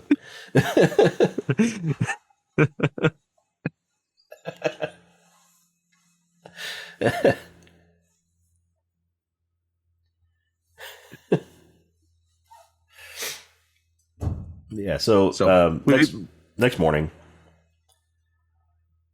and I guess the kids are at school at this point. yeah, And it's just Uncle Buck. He's in the kitchen, and how this is set up, like the laundry room is attached towards the kitchen, right? uh-huh. You kind of have like the kitchen, like a pantry area, and then the laundry area, right? And he's in the laundry They'll room. go to the basement like they did in Home Alone. No, And he's trying to get the door open, right? for the dry. It's Yeah, stuck. he's trying to it's get locked. Yeah, he's trying to get the door open, and he can't. So he's pulling on it. He's yelling at it, talking to it, right? And And he's like shaking it because John Candy's a big guy, Mhm. right? And it's a washing machine, right? And while he's doing this, we cut to the front foyer, uh-huh. and we see this woman walk into the house. She kind of knocks on the door and then just lets herself in. Yep. This is Marcy, Played by Laurie Metcalf. and she's just calling out because she has no idea that her neighbors aren't home. She's like, Cindy, right? And then she hears this commotion She coming hears from some the laundry noises. room. And she goes over. The door's just cracked. The door to the laundry room is just cracked open a little bit. And she walks up to it, and she hears what Buck's saying, and it sounds like he's getting It's naughty. like, you with somebody dirty in thing! I'm gonna really give it to you. Yep. And Right? meanwhile, I'm gonna beat you. yeah. Right? Meanwhile, he's And rhythmically then he's at first she rhythmically can't pulling quite on see the him. Right? on the door of the thing, of the washer. And like her view at first is kind of obscured. Like we see him kind of like pulling on it, right, and shaking it. And at first, like there's like a little like drying rack, right? It's kind of like so she positions herself a little bit more, and then she just sees like his legs, the back of him, and you see it looks like he's thrusting, right? Because he is trying to shake this thing open, right? And so she takes what it looks like and what he's saying and assumes that he's doing something else in there. Yep. And so she gets surprised. She kind of like gasps and starts running away, and she stumbles into something, makes some noise, and he hears this, and he comes out. It's like, "Who are you? Who are you?" type of thing, right? And she's got her mace out. Mm-hmm. It's like, "Who are you talking dirty to?" It's like, oh, the washing machine. It's broken. I'm trying to get the door open. And like she's screaming for Cindy, right? It's like she went to Indianapolis. Her father had a heart attack. I'm her brother-in-law. Yeah, I'm her brother-in-law. I'm watching the kids. It's It's like, oh no. And she's like, oh yeah, no, that is serious. Like, yeah, for that you do need family. That's why they didn't call me. Hmm. But no, it's not going to be a few days. When my father had a heart attack, it was a whole week. Yep. And she takes a liking to Buck very quickly. Oh yes, very quickly. Hey, she likes a funny man. Because once she realizes that he's not a home invader,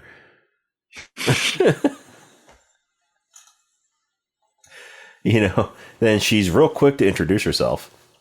She's like, "I'm Marcy Dahlgren Frost. I'm divorced. I'm divorced, but I kept the hyphen. Yeah, I'm divorced, but I kept the hyphen."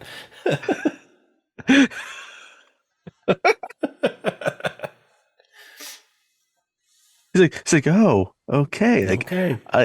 He's like, I hate the suburbs. You can see this. I hate the suburbs. Yep. And then it's like, well, maybe we can get together sometime while you're here. Like, oh, sure. Yeah, that'd be fun.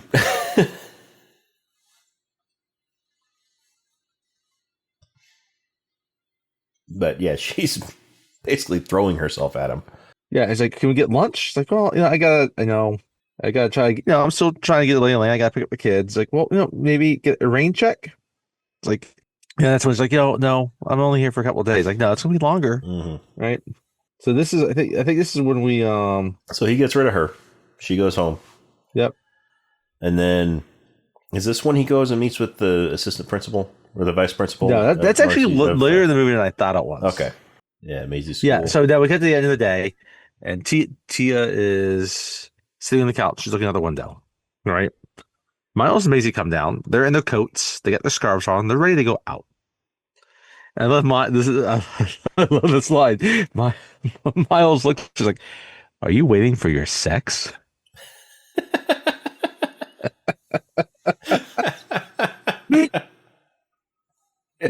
She's like, "Shut up." And then Buck comes down. He's in a bowling shirt. He's like, "Tia, you coming with us?" That's right. It's bowling. It's like, you don't need to wear that. You need to wear that makeup. We're just going bowling. And she's like, "Oh no, you're going bowling. I've got a date. I'm doing a human activity." He's like, no, you go to my bowling alley. You know it's a human activity. You're gonna have fun. And the kid's like, yeah, they have rent issues. It's like, she's like, rent a foot disease. It's like, and she's like, in Bucks, it's like, she looks like, I'll die before you go with you, before I go anywhere with you.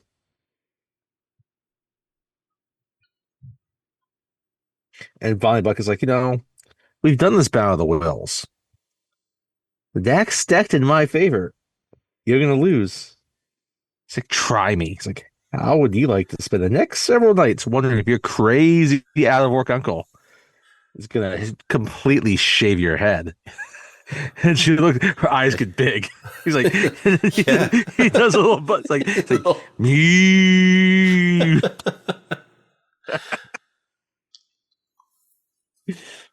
So it cuts to a bowling alley. It's definitely his regular bowling alley in the city, right?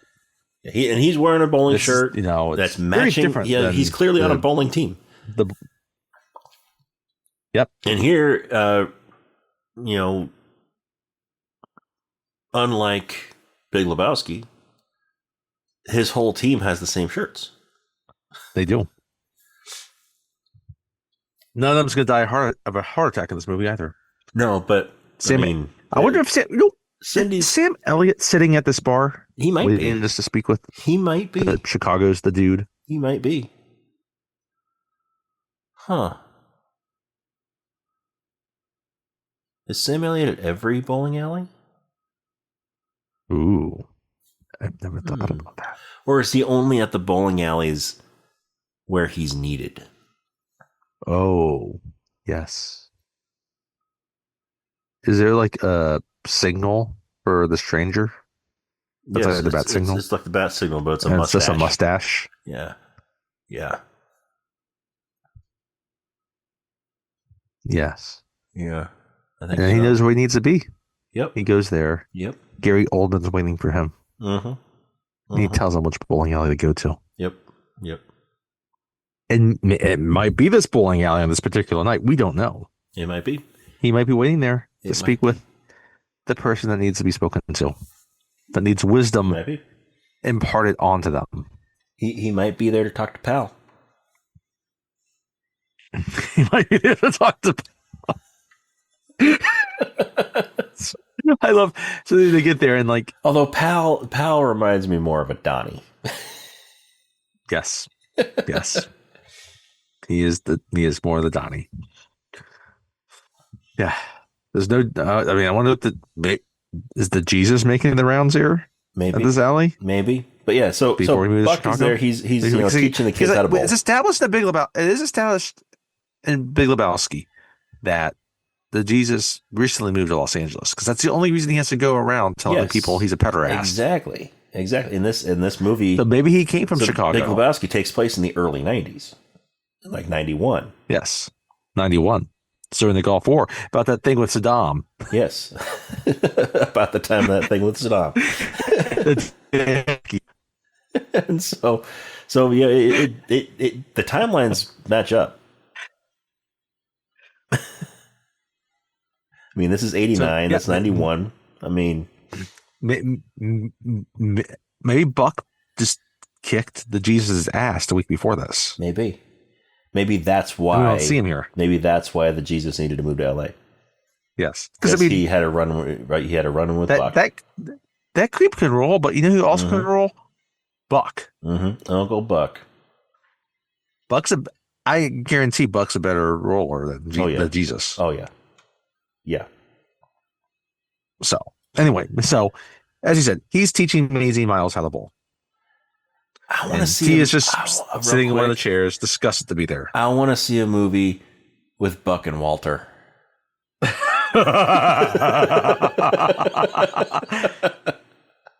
They both channel the rage in a particular way, but just very different. But they both have it. Yes. And they're both ready to unleash it. I want to see that movie. Why didn't they ever make that movie? It's like, you see what happens? You see what happens when you find a stranger in the Alps? Yeah. Buck's gonna come in with a drill and some golf clubs. Don't forget the hatchet.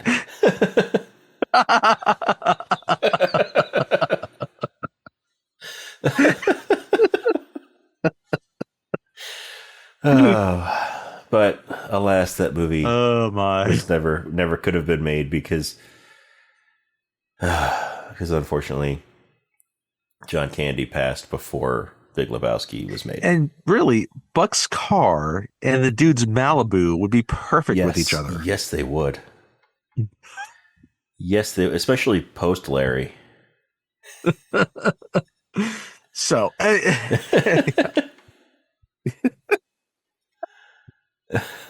I kill your fucking car. That's not his. That's not his. Walter drives a van. But anyway, so yeah, he's teaching the kids how to bowl, and they're having a blast. He's disgusted to be there, and this guy, they're having a blast. And at one point, the ball gets right up to the head pin and just stops. Yeah. It's like, wow, if there was an award for the person who get the ball the closest to the pins and not knock any over, you would win it. It's like, really? Like, yes. And so then Maisie smiles and she's proud of herself, right? Again, such a nice way with the kids. Yes.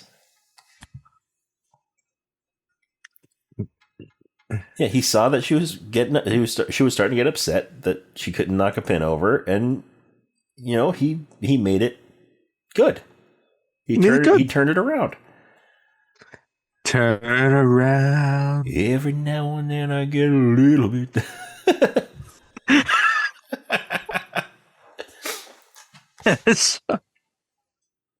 Okay. But she is there. She's sitting in the seats. She's not happy. She's like, why do I have to be here? And this guy comes up. He sees her. He spots her. This is Pal. He's got a toothpick in his mouth. He sits down. It's like, I know everyone here, and I've never seen you before. It's like, my name's Pal. And he's automatically turned off, which is kind of funny because I could see Bug being Pal in several years. Yeah. Oh yeah.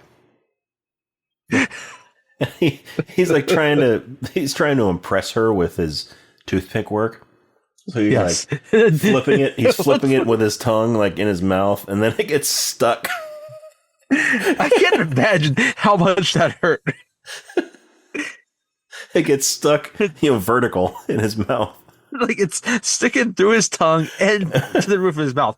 That's not a pleasant feeling. So he's gonna like turn his back to her and stick his finger up there and knock it loose.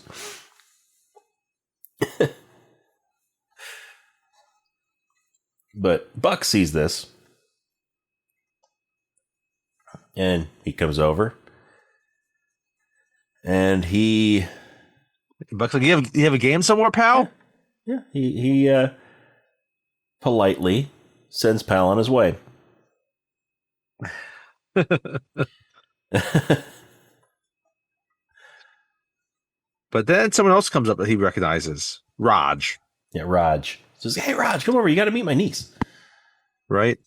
And Raj is like, he's very polite to her. It's like, it's nice to meet you. And she's like, oh, again, she doesn't want to give him any recognition, right? And Raj and Buck, they have their own little handshake and fist bumps, right? And Raj's like, I haven't seen you around. It's like, oh yeah, I'm out in the burbs. I gotta watch my brother's kids, right?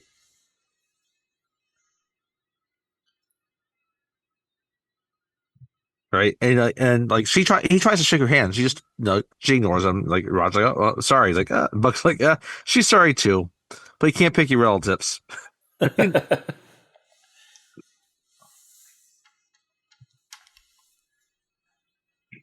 So is it Raj that reminds him of the race? Yes. So then they sort of have a conversation. So we now realize, well, first he talks about Shanice. Yeah. Right? Before they talk that. And all of a sudden T's like, oh, there's a woman in my uncle's life. There's a woman in Buck's life. And he's trying to tell Raj to, like, let's not talk about that, right? But they finally pull away to have a separate conversation. Raj's like, Jimmy Bean's coming to town, later this week. For this race. And Buck's like, oh, no shit. Yeah, that's really why I wanted to reach you. Like, he says it's going to be a lot of money to be made, right? Very easy, right? He's like, yeah, he owes, this guy owes you. He's going to make sure that, if you bet on this thing, you're going to be set for the next year, essentially, right? You come to the race, the track, we'll tell you which one to lay on. And yeah, you're going to have all the money you need for the next year. It's essentially what's happening, right? We have fixed race. We keep getting the fixed races, right? Lucky number 11, right? Yep. Yeah, that didn't really turn out too well for the people I can make that, race. Right? The Buck's like, yeah, I'll be there. Mm-hmm. Yeah, so then Raj goes on his way. And, Buck goes back, sits next to Tia. He's like, so what's the Shanice? He's like, Shanice is someone that's sometimes seen around the Buck. It's like, your girlfriend's like, well, yeah, she's a friend and she's a girl. And she's like, are you supposed to marry her? It's like, it's come up. So she's like, maybe you got married and stop being such an asshole. So they kind of ended at that. But there's another line that wasn't in here. She has like, I guess it would be against the laws of nature to have you romantically involved with someone. And Buck's like, not necessarily. Gross and extremely noisy. Not against any laws of nature. Another thing they should have kept in there.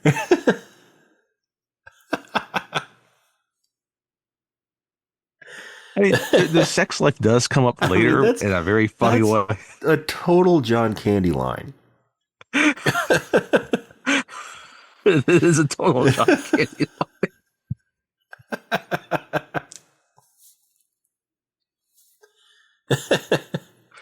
And so I do like at some point while this is happening in the background, Maisie gets a strike and she's jumping up and down.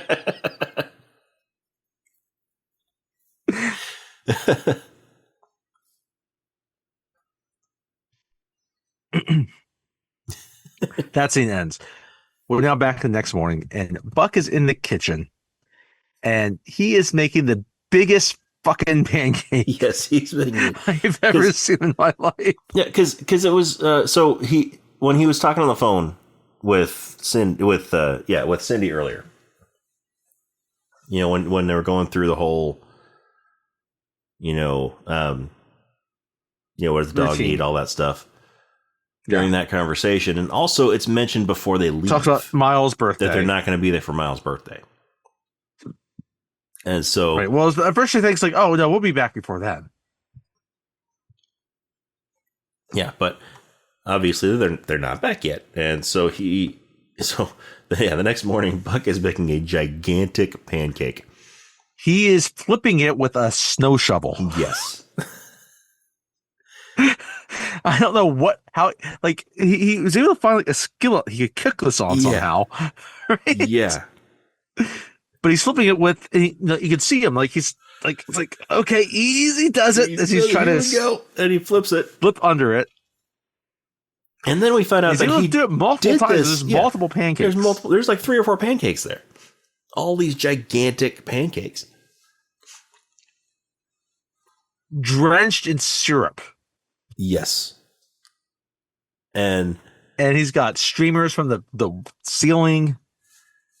Yeah. And he's got balloons and and he wrote on the pancakes. There's these giant things of butter on there. Giant yes. Like squares of butter on top of them. And he's got the happy birthday banner and all that. And Miles comes down from his bedroom. And he walks into the kitchen.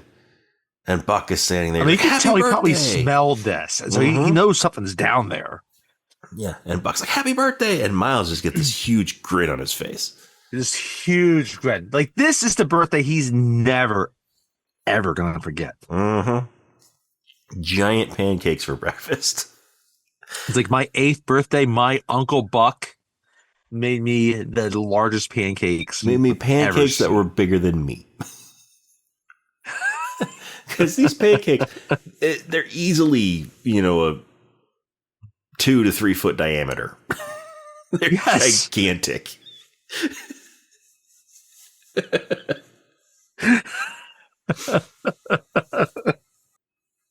So, but it cuts to later on the birthday.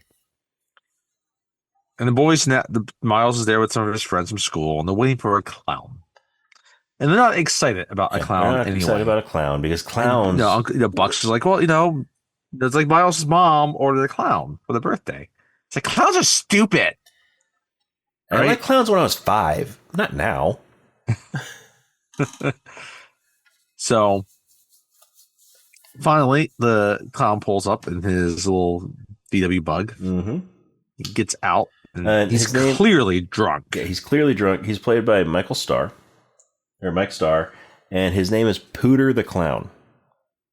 Yes. Pooter. I'm sorry. The clown. That should have been the clue. Don't hire Pooter the Clown for a kid's birthday. His name is part of the reason why he's drunk is Pooter because the clown. job the night before was a bachelorette party. Mm-hmm. See, I would expect a clown named Pooter to be at a bachelorette party, not at a children's birthday party. Yes. And so, he gets the door, and like he has trouble ringing the doorbell because he's drunk, and he finally hits it, and Buck opens the door, and he sees it. He knows right away. This guy's drunk. He is wasted. And so he steps out, he closes the door. He's like, "Hey, you have some? Do you have? Oh, you the clown that like that? It's like, yeah.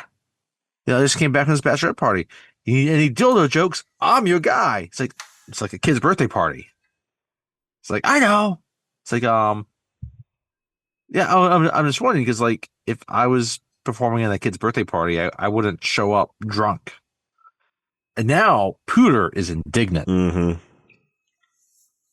Who is John Candy to question him if he should show up Exactly. drunk to a kid's birthday party? Exactly. And Pooter's like, yeah, because Buck asked like, "Did you have a few drinks this morning?" It's like, and Pooter's like, like, are you a priest or something? And he's like, well, this is a kid's birthday party. Why would Mm-hmm. he be Why would you be drinking? drinking? And And finally, uh, Pooter's like, listen, man, I'm a legend. People in terms of like clown entertainment or in this the Chicago area, I'm your guy. Bucks is like, I don't have to I take don't shit care. from you. He's like, I don't care. The kids don't want to clown, so go home. Leave. We don't want you here. It's like, I don't need to take that shit. No, what, you're gonna get John Candy's fist. You're gonna take that. Yep. And John Candy punches Pooter in the face. John Puts him Candy right in punches a his clown. red nose. Flattens his red clown nose. And it's great. So apparently there was a scene where like they, and at least in the script, I don't know if they filmed it, but the kids are actually watching like from the window and get excited that he punches out the clown. Yeah. I could watch John Candy punch out clowns all day. Yep. So we have a scene then. I think this is the scene now too, where Shanice then calls at home. yes. Right. And yes. And Buck can't quite answer the phone. Tia answers it. Tia does. And she has a conversation with Shanice. And basically lies about Buck. I was like, oh no, he's out with Shanice. Yeah, they go out a lot. He's out with Marcy. Let's say Marcy. Yeah, sorry, he's out with Marcy because she's talking to Shanice. So she's like, yeah, he's out with Marcy. They go out a lot. They're out dancing. I don't know when he's going to be back. He's out. Yeah, he's out dancing with late. Marcy. And so Shanice is starting to get upset, and so she's like, okay, well, when he gets home, just let him know that I called. Well, I'm sorry. This happens after another scene. So another scene where Buck takes the younger kids, and then they go pick up Tia. Oh, like, yeah. I know we're going. Like, oh yeah, we're going in the woods. Why were we going to the woods to pick up Tia? And she's kind of at this. Not really. It's like it's a party. It's just get together, and it's at this park that's in the woods. Yes, that's right. Yeah. So right, and she's there with Bug. And she's making out with Bug. How he knew that she was going to be at that location, I don't know. But he has his ways. But she was supposed to be at a friend's house, but yeah. So, he knew that she wasn't where she was supposed to be, and he knew exactly where she was going to be. So, and so they're in there in the woods. At this point, you could tell he's trying to get her into bed. That they have not done the deed yet, right? Yes. Bug is trying to get Tia into bed. And she's not quite there to be able to say to that point yet, right? So then finally, but as they're starting to kiss, just a kiss, just let me kiss them, right? No, they're not. They're still with a group of people, so it's not like they're going to do anything right there. Yeah, but they're sitting on the bench. They're just going to kiss, right? Just like, whatever, right? Yeah. So, but Buck shows up. They hear the car backfire again. He comes out. It's like, oh, that's and Tia's like, oh, what are you doing here? Well, we were just on our way for ice cream, and we thought you might want to join us. Yeah, we're just on our way for ice cream. Thought you might want to scoop. And Tia's like, oh, I said to be home at 10. It's not even 9. I didn't say anything about being home right now. I just we were near here. Thought you wanted some ice cream. Thought you wanted to get ice cream. Maybe your Bug wants to join us. And he looks at Bug. Hey, Bug, do you know what a hatchet is? Like, what? Yeah, Bugs a like, hatchet. He's it's an like an axe. axe? It's like, kind of. Oh, wait, I have one right here. I'll be happy to show it to you. You know, it's kind of like an axe, but it's shorter. You know, it's got a And, shorter handle. and Bugs like, no, I'll pass on that.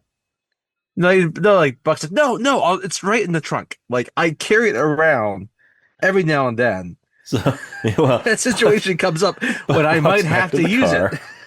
He pops the trunk. Like, for example, if somebody's been drinking and is about to drive a loved one home, then I like to know I have it.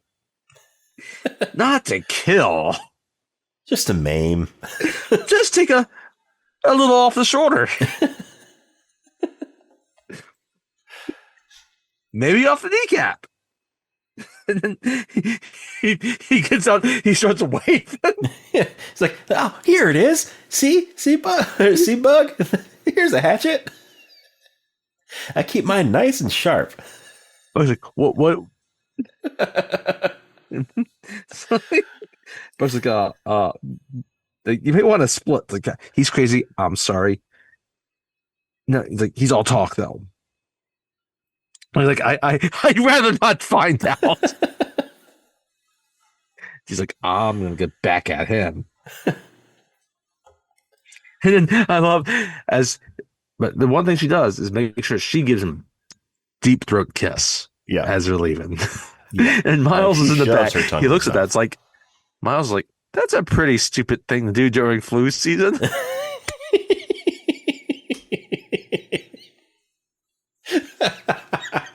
And then Daisy's like, I bet she's getting the tongue.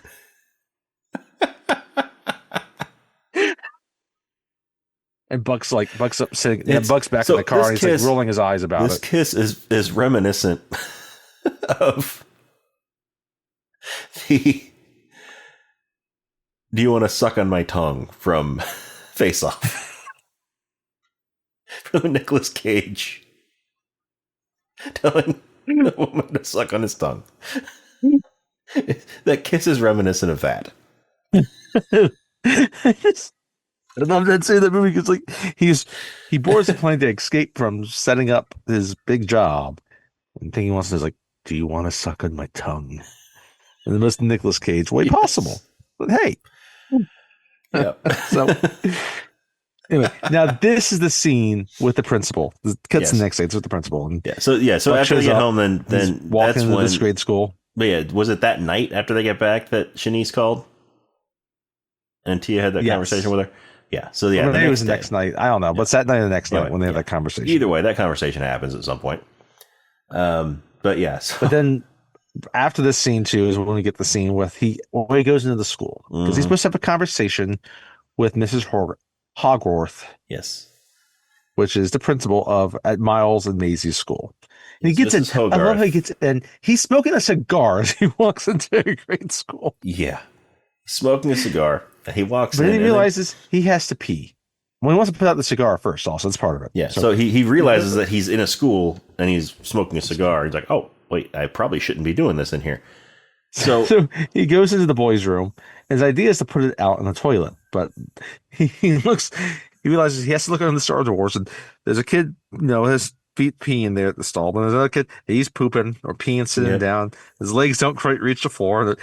He's just kicking his legs on the toilet. So all the stall doors are locked. So he decides he's going to turn on the sink. He puts out the cigar, rinses off the cigar, wraps it up, and then throws it in the trash can. Yep. And he realizes, oh, I gotta pee. So he walks over and he walks over to the urinals, and it's an elementary school. So all the urinals are probably the lower grades of the elementary school, probably like the kindergarten through second grade hall, right? Yeah. So all the urinals are way down low to the ground. So he's got to figure out how to pee in them. I love how they figured out a way to have John Candy urinate in a grade school bathroom. Yes. So he starts out just standing normally, then he tries to squat a little bit, and then that's not comfortable, so he goes down to one knee.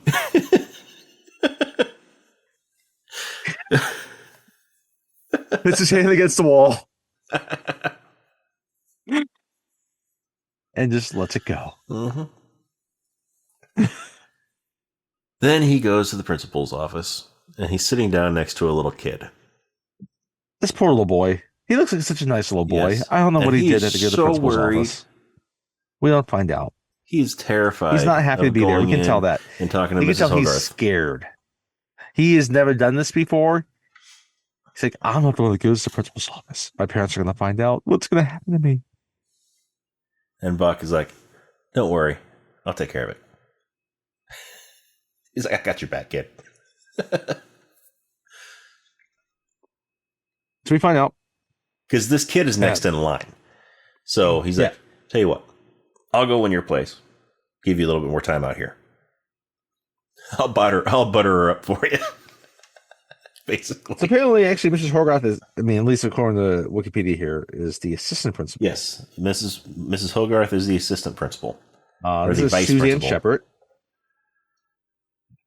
And so she used to be in like the Marines, like that. Before she became an educator, she is a Marine. Yeah.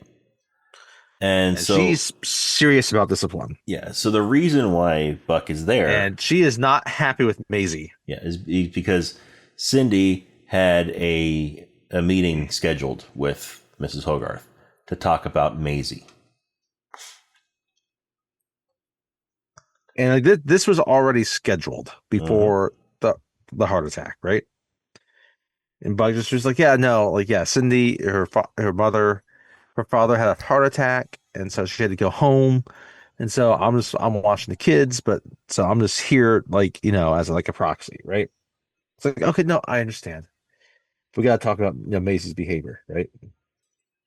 Yeah, he's like, yeah, Buck's like, yeah, she wanted me to know like what you have to say, to understand what's going on with her.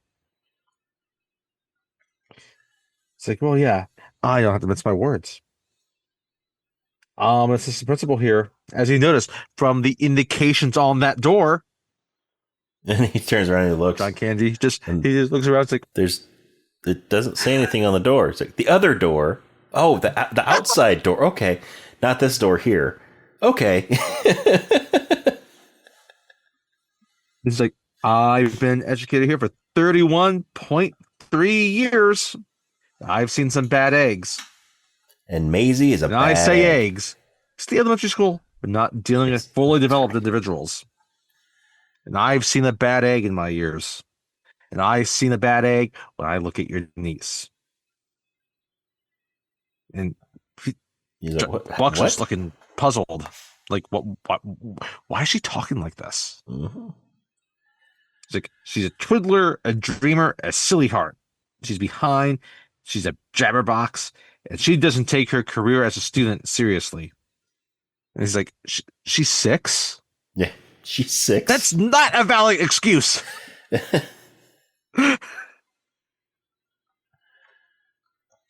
And he's like, now, okay, so now he's really pissed. Mm-hmm.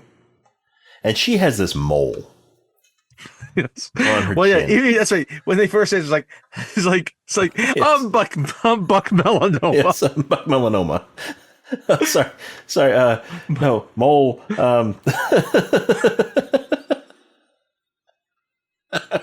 Molly, what? Molly's. Oh, Maisie. Oh, yeah. No, it's just Maisie Russell's mole. Oh, sorry, Maisie Russell's uncle. He says a couple other things in there that you can tell. Like, he ad-libbed, like John Candy ad-libs. Yes. He just keeps going on with it.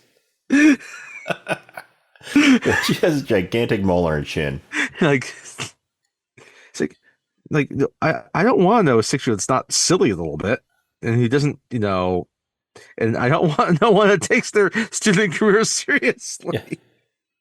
And so it's like, so finally, he's like, we're getting now cut back to the little kid. He's the little kid outside. He's outer office. He's hearing all this. At first, he hears her yelling. He's like, "Oh no!" But then he hears Buck yelling at her, and he starts smiling. And I love how he's like, at the end, he's like, he gets a quarter out of his pocket, and he flips like, "Here's a if I know what does he say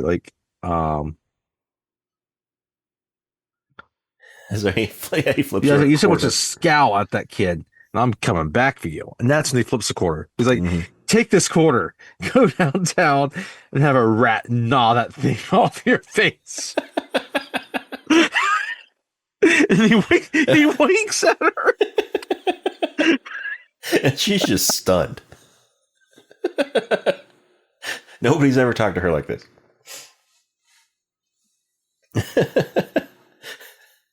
So yeah, he walks out, and the kid's got this huge grin on his face. Like, yes.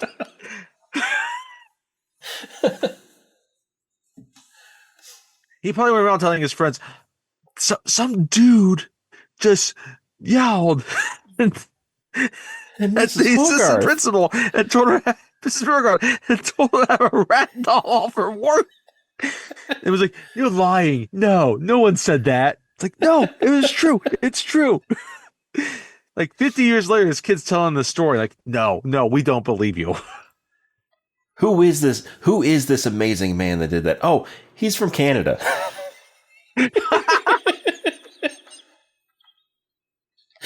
He taught a bunch of Jamaicans Is that how to drive a bobsled. Is that why we can't meet him? Because he's from Canada?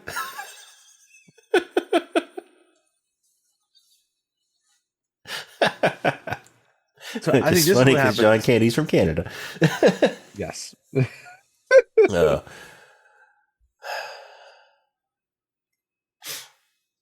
So yeah, this is what happens. Yeah, so I think it was the night before where Tia has the thing with Shanice, right? And so now Buck's back at the house, and and Marcy shows up. She shows up, right? And Buck is doing laundry, but he's doing laundry. He still hasn't gotten the washer dry to work, so he is drying. He's washing stuff in the sink. He's got things on fan to dry them. He's putting stuff in the microwave. Right. So during the meeting, we have a scene where it cuts to Maisie's classroom. Oh yeah, and and the teacher asks her a question. It's like, oh yeah, well, why is your uncle putting the socks in the microwave? Because he can't get the goddamn dryer to work, right? And then the guy, like, look at this little guy. Like, he would look like he'd be kind of bohemian a little bit and would be kind of okay with a kid saying that language. But he picks up the rule. He's like, blasphemy! Yes. And then it cuts to the house. So yeah, he's putting stuff in the microwave to help dry them out. He's got stuff on the fans. Yeah, that was right. Maisie's teacher is played by Marcy shows up. Ron Payne, by the way. Ron Payne. Ron Payne is her teacher. All right. Is he just credited as Maisie's teacher? Maisie's teacher. Yeah. Okay. So Marcy's there, and she wants this music going on, and she wants to get Buck to dance with her. And he's reluctant at first. Yeah, she just shows up. Marcy just shows up. She just invites herself over. She shows up. And yeah, Buck is trying to do the laundry as best he can without a working washer and dryer.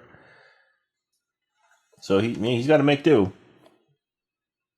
And yeah, and she just shows up and she's trying to get him to dance with her.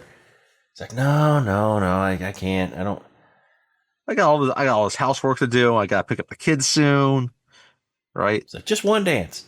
So, okay, fine, just one dance. So they start dancing. And then this is when Shanice decides she's going to go and check on Buck. Yep. She wants to check on Buck. So she's got this nice. She drives a nice Ford Bronco. Yep. She pulls up, and she hears the music as she's pulling up. It's loud. Like, Marcy's turning up the music. It's loud. They're dancing to this music. They're having fun dancing. So she the door's open. So she lets herself in, and she sees them dancing. All right. And then Buck turns his head and sees her, and he stops. He's like, Marcy, it's not what it looks like. Or not Marcy. Shanice, it's not what it looks like. And so he gets Marcy to leave. And Shanice is upset. To put it lightly. Understandably. To put it lightly. Given the information she's received and now what she's observed, I understand why she's upset. Yes, so do I. No matter how good of a dancer John Candy is, or was. Oh, he's a great dancer. Oh, yes. No amount of, dancing skill could save him from her wrath. So she leaves angrily. He puts his head down. Well, she breaks up with him. Yes. And then leaves angrily. And then, does it cut to the next day, or was it later on that evening? Yeah, I think it's that night, isn't it? Or like comes the next one. He's gonna say it again. I'm sorry. Does it cut to the next day, or was it later on that day when the horse race? No, it's that night. Well, the horse races don't happen yet. That's the next day. But there's a scene within there where, I forget what it was, but eventually Tia's not there at home. But like eventually comes to the point where that night where, that's after the horse race. Tia just says it hurts when someone messes with your life, doesn't it? Okay, yeah, there, yeah. And he realizes that that part is Tia is responsible for what happened. Mm-hmm. So I can't remember exactly what kind of happens between there and there. Yeah, but that happens, right? So he knows that Tia did something. He doesn't know what. It's at nighttime. He's at this point now. This is kind of where you get like the really good dramatic John Candy stuff. Yeah, where he's sitting on the couch. It's nighttime. The kids are in the bed. He's watching TV. He's got like popcorn or some snack that he's eating. He's got a beer. He's just watching this. And he's just, he's talking to himself out loud a little bit. It's like, Buck, people used to say this and this. Like, oh yeah, Buck, you got it made. This and that. Like, have kids or a wife and all this. Like, you have it made. No one talks to me about that. Like, talks to me that way anymore. Right? Because like he's 40 now and it's different not having kids and family, right? He's that's more increasingly rare at that age, right? Yeah. And you can tell he's thinking hard because like he's enjoyed this time with his nieces and nephew. He's seeing what it can be, how what having more of a domestic life could be. And he sees the prospect of someone he loves deeply in Janice potentially falling through his hands. But then he says, but you know what? That's going to change tomorrow because you're going to go to the track and they're going to be made for the next year. Mm-hmm. And this is he's trying to convince himself that at least having enough money to survive for the next year is going to solve all his problems. Right? Yeah. So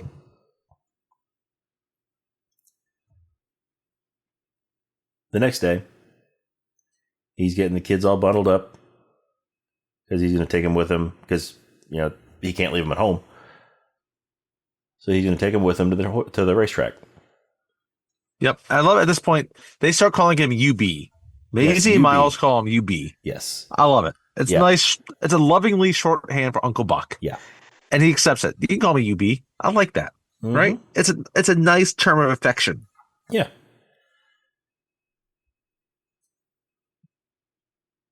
So he gets the kids in the car. And they unfortunately, they also cut some other scene that out of the screenplay where it would have been this day, I guess, before they get in the car, where Miles is just he's worried about UB going back home, his parents coming back. It's like, and every day at lunch, everybody hangs out with me to see what kind of weird stuff you give me to eat. Like, why did they cut that? That's the perfect punchline for the rest of it. That would be perfect. It looks like I give you weird stuff. I can't imagine that they cut these scenes for time because they're not long. Yeah, like it's like it's an hour and 40 minute short movie. Not even that. Mm-hmm. With it's probably like hour and 35. Like this stuff probably would have added 3 or 4 minutes to it. Yeah, like I love this. Like, yeah, everybody at lunch, everybody hangs out with me. and Miles feeling like he's offended. His uncle's like, but that's good because my whole class hung out with me just to see my lunch.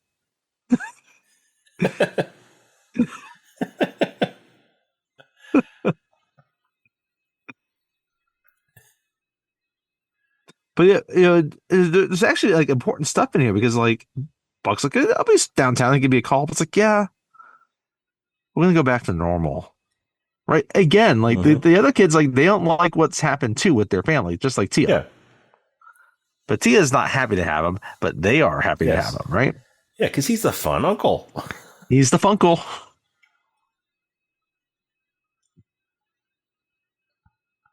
right? Oh yeah, I guess it's that night too. I guess it's the earlier the previous night before they go to bed is Cindy calls back, talks to Tia. Is like, no, Grandpa's doing better. We're gonna be home in a few days, right? And that's the next day, right? And again, like he's ready to go to the track.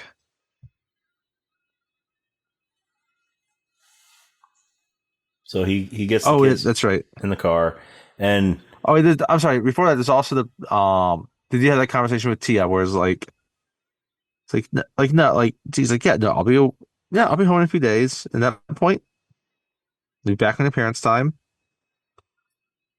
And if they don't want to enforce the rules, and that's fine, right? yeah, It's because like, and she asked like, Tia's gonna leave for a few days. She's going to hang out with a friend or something like that for yes. a few And days. Tia just looks like, can't you be cool? Looks like, you mean easy? No. And she's like, no, then can't you be decent? It's like, no, you want me to be blind like your parents do.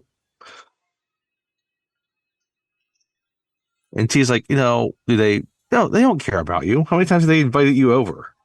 Right? And Buck tells her, like, no, get used on your parents' time. Right? And we missed a scene earlier too. I forget where it was, where he's flipping through the wedding album.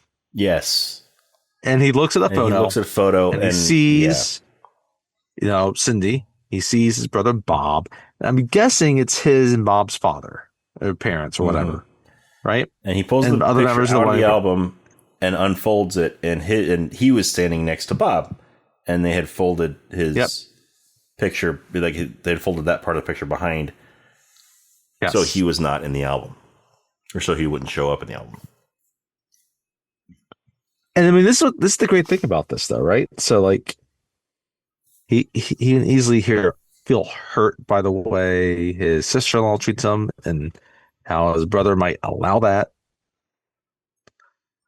but he's still going to care about these kids. Yeah, He's still going to care about the kid that's treating him horribly, yeah, right? he still loves these kids. So, and he loves his brother, Yeah, right? And even his sister-in-law, like he cares about the relationship between his niece and his sister-in-law. He wants to see that repaired, yeah, right? And we missed this. Oh, that's right. Oh, we missed that scene too before they kind of break up, where he and Shanice talk about the nicknames they have for her boobs. yes, It's like, oh, was that your butt cheeks? Right? yeah, He's like, oh, and then there was Felix, but that's what we named your. yeah. That's right.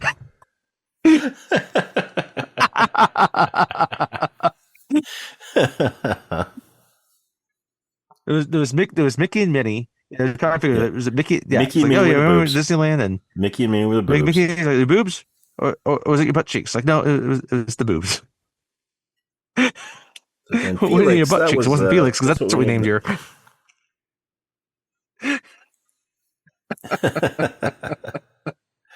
Yeah. Yeah, and so it's the next day, and that's what happens is that Bug picks up Tia, and the kids are like, "UB went to pick you up at school." It's like that. I whatever. Tell them I went away for the weekend. So she leaves with Bug, and Buck's there. He's waiting to pick her up at the school parking And lot. she's Right? not there. He's not there. He drives back. Sees the kids. Like, yeah, no, she went with Bug. Says, oh, well, So, she's supposed to I watch. was like, She's supposed at to first, like, watch you okay, because I have no, this. this racetrack is more important. Mm-hmm. So Yeah, we're gonna go to because the track because instead. She Tia can do was what she supposed to stay wants. at So the she wants the rest house of her with the life. kids. Yeah, Tia was supposed to stay at the house with the kids while Buck went to the racetrack because he was really not wanting to have to take the kids there. Yep. Yeah, exactly. Because that's right. She was gonna watch them, so that could happen, right? And so, And then as she leaves, she tells him, tell him that he lost. He'll know what it means, right? He gets home, he gets the kids. He's like, all right, no, okay. They kind of tell him, all right, get in the car, get in the car. So they bundle up, they get in the car, they're in the parking lot, well, no, right? they're still in the driveway, so they don't leave the driveway yet because he's sitting there. He gets the kids all bundled up. He gets them Right, yeah, in the because I car, mean, and they he talk. sits down, Yes, and then he starts thinking, and he looks at the kids in the rearview mirror, looks at himself, and he just can't do it. He can't take these kids to the racetrack. he can't do it. He has to, yeah, because he loves these kids. He realizes he loves their sister, and he Yeah. kind of thinks he's kind of thinking, he's like, this is the last chance I have to be able to save this, because like if I leave and Mm-hmm. I probably won't be back, and then she's gonna get hurt, like Tia's Yeah. gonna get hurt, and it's Like, just gonna like feed down, perpetuate to these innocent looking kids that are 6, 8 years old. yeah. It's like there's Like I can go to the track and I can make this money. Yeah, I can make this money off of fixed race, but these kids are more important. My nieces and nephew are more. And she looks back, important there's like, so than Bud money. picked her up and she's going to parties, and they're like, yeah, big party, big party. He's like, all right. So they get out of the car, Right? they go back in the house, and he calls Shanice. He calls Shanice, and Shanice is like, can't you take a hint? It's like, no, it's like, Shanice, it's not about that right now. I don't want to talk about us. I need to talk about these kids. I think Tia ran away. I need to go make sure she gets home safe. So I need you to come and watch the kids. And she agrees, like, okay. It's like, okay, but I'm not doing this for you. I'm not doing it for you. I'm doing it for the kids. It's like, he's like, that's fine. He's like, that's fine. That's all I ask. I'm not asking you to get back with me. I just need to help these kids. Right. And at first, Shanice just thinks like, it's like, no, I know why you're calling. Like, it's because your horse fixture's in town and you want to go back in the race, and you can't quite bring yourself to actually bring them to the races. So you need me to watch them. And it's like, yeah, I had them in the car. Mm-hmm. But here's the thing, right? And we just kind of went through. Tia is out. So I'm worried about her. I need to bring her home. So we have this sequence where he's out driving around, right? Kind of looking for him. And he pulls up, and there's this couple there that sees, like, at a stoplight, and like, oh yeah. Goes like, oh yeah, I know. It's like, no, I'm not looking for my niece. It's supposed to be this party. It's like, oh, no, our son's there, and they tell him where the party is, and they tell him that he should not go in dressed like that. So What does he do? He goes and dressed like that. He's wearing like a fedora. Of course he does. Not quite a fedora, but he's wearing like a that hat. He's got a jacket. He's got a scarf. Jacket, scarf. Right. And meanwhile, Shanice gets to their place, and like the kids are still there alone. They've he's told them lock the door. He's told them that Shanice is going to come over. Don't answer the door for anybody else. Right. Mm-hmm. And they have a little mail slot, and Miles, he's diligently standing guard. Yeah. She shows up. She knocks on the door. She introduces herself, so on and forth. It's like, can I see a driver's license? First, she knocks on the door, and then when nobody answers right away, she kind of steps to the side to look through the window, and that's when he opens up the mail slot, and he looks over. He doesn't see anybody outside, so he shuts the mail slot. Then she goes back over and knocks again. Then leans over to look out the window. He opens the mail slot again. Doesn't see anybody out there. Closes it again. And then finally, she looks down and looking at it eye to eye. Yeah. And she I'm supposed to watch you. I'm supposed to watch you, right? It's like, oh, can I see a driver's license, please? Uh, she thinks it's a reasonable Yeah. request, right? This kid doesn't know her. He knows her name, right? He's gonna make sure that this stranger is not. He's not gonna let some stranger in the house, Yeah. right? But she has a little, wallet in her Smart purse kid. that has, a little pocket for the license, right? Hmm. And she holds it up. He's like, "Can you please take it out, ma'am?" Smart She's like, kid. take it. And she's got the keys in her mouth too, right? Like, Hmm. take it out of there, right? Yes. So it cuts back though. The buck. He's reached the house party, and it's a wild house party. And he's, walking through there, there's just the place is packed with He takes a teenagers. drink from someone. He starts sipping it, right? And then At someone takes one his point, hat, somebody took his hat and then put a different hat on him, and and he then discovers his legs. Like, give me my hat back, right? And he kind of dances a little bit as he's walking across, right? Kind of like he belongs there, but he doesn't, right? And this is interspersed with and scenes he's of towering Bug. over all of these kids. Oh yes, yes, he is. He's towering over all these teenagers. He's And smoking. He has a so cigar. He's smoking while he's going through that and too, so right? this is sort of interspersed with scenes with Bug. And first we have Bug. So it's Bug and Tia, and Bug is trying to make a move on Tia, and she's like, "No, Yep. I'm not ready yet." No, no, no. I'm not ready yet. And then it cuts Like back as to much as she's trying to, it's interesting Mhm. because like we don't, as much as it seems like at first where she's gonna try to do this just to spite her uncle and Mhm. her parents, it gets to the moment and Yeah, she's because they're laying reluctant. down in a bed, and he puts his arm around her waist, and he's Yeah. trying to make a move on her, and she's like, "Yeah, no, I'm not ready yet." And then it cuts back to Buck, get it going through the crowd of people, and he's asking where Bug is, and somebody says he's in the bedroom upstairs. Have you seen a Mr. Spray?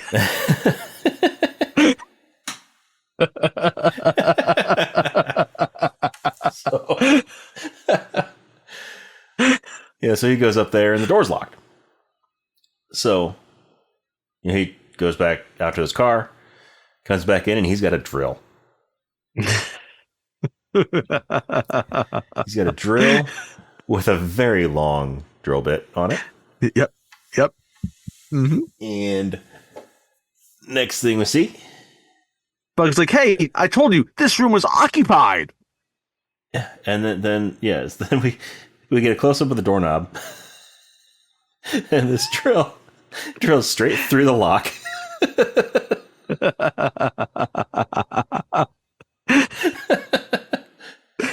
And then the door opens, and Buck is standing there, holding the drill up. He's holding it up, and it's still the drill, but it's just spinning as he powers it off. He's got a cigar in his mouth, and he's just got this the grin music on has his face. The music swells, and it's like there's like some smoky fog in the background. We see a silhouette in the doorway. Bug looks up. He's ready to scream at this guy, and he sees it's Buck, Holding a big ass drill. big ass drill.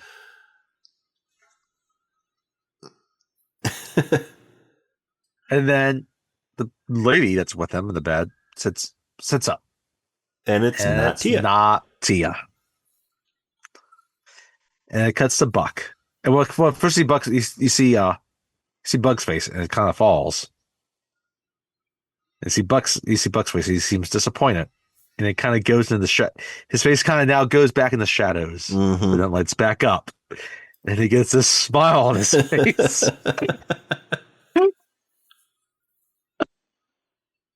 And then the scene cuts. And he hits that drill. He hits drill first with a smile, and the scene cuts.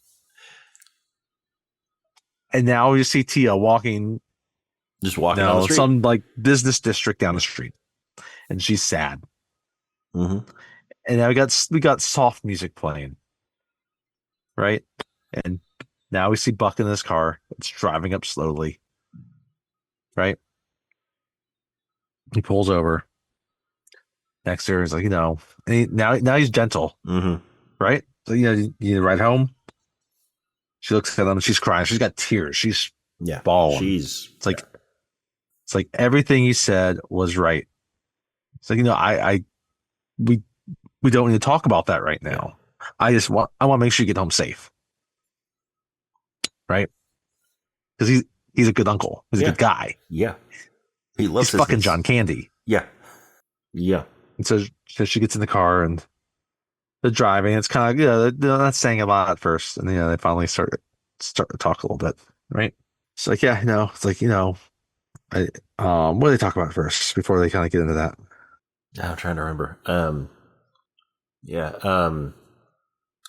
so it's like, so it's like, so you know what happened? He's like, yeah, I know. I was like, what, you gonna tell my parents? Like, nope. No. It's like, I've been riding your boat all week about how you live your life. And he's like, I realized maybe someone should have been riding mine. Because he realizes that he's missed this chance with Shanice too. Mm-hmm. And he loves kids. He didn't realize how much he loved kids until he was watching his nieces and nephew. It's like, I the last guy that you probably need help from or advice. But I could also use your help with Shanice. I've been stringing her on for about 8 years, and maybe you could help me. Yeah. Because I've at the end here, like I've earned your trust to be able to get in this car with me after this. So, yeah, I don't know why I can't do it with me. So, and T kind of nods at it. She's still crying, and she looks at him like, "What did they do to Bug?" Yeah.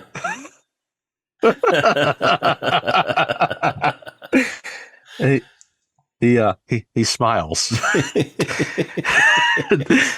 They pull over. And we open the trunk, and then we get the trunk from inside the trunk up at Tia and Buck. And Bug is tied up and gagged in the trunk of the car.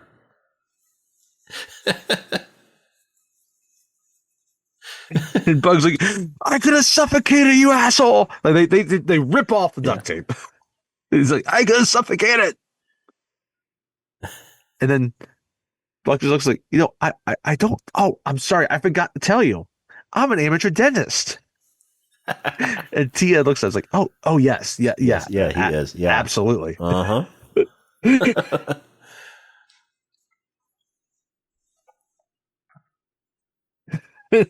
So it's like, it's like I really just I really need you just to say, like, I'm sorry to my niece. You need to here. apologize to my niece. And he's like, I'm sorry. Like, oh, that didn't seem genuine.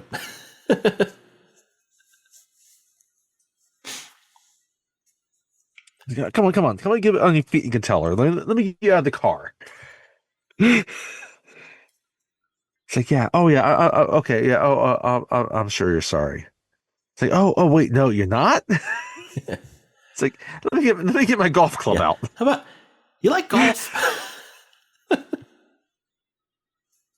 So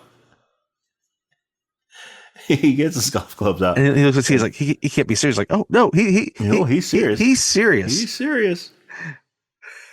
And meanwhile, so his legs are untied. He's not a gag on anymore. Mm-hmm. His hands are still tied. Yes, his hands are still tied with duct tape. And so he's trying to walk away, and he's like, I'm gonna call the cops. I'm gonna have you arrested. My dad's a lawyer. And Buck pulls out the 5 wood, and, and he grabs a golf ball. He puts the golf ball down on the ground. He lines up his shot. Takes a shot. Hits Bug right in the back of the head with the ball.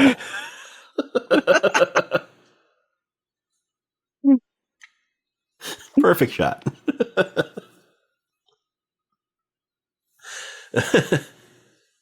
So Bug continues runs off. We don't know what happens to Bug after this.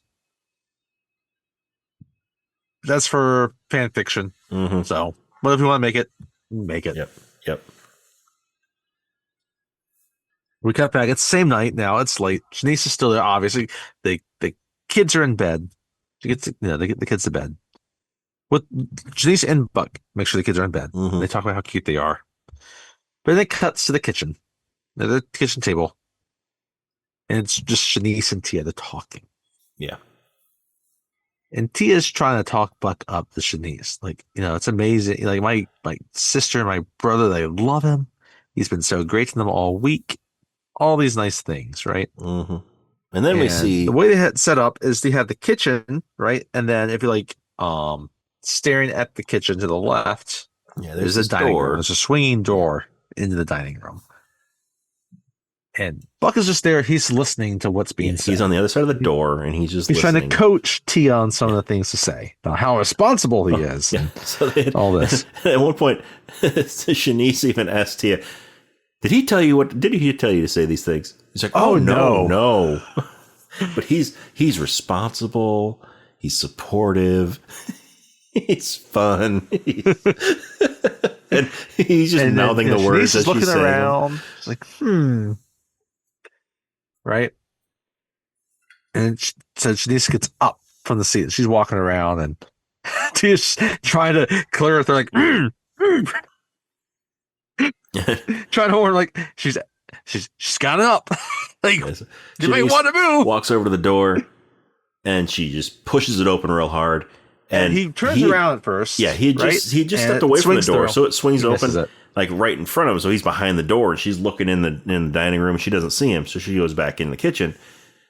And as soon as the door shuts, he goes and he puts his ear to the door again. Then she hits the door again, and it knocks him off his feet. And she's standing there staring at him on the floor. And Tia, she's cringing. Shanice is looking at him. And she's like, "Hi, Shanice. I was just coming in for some water." But apparently things get made up enough, right? So then, Tia explains what she did. Yeah, no. Well, that's the thing. Like, she also explains that. It's like, no, I appreciate you telling me like what you did, but like I still don't know if he's responsible in all this. Mm-hmm. That whole conversation, right? So yeah. So we cut the next day, right?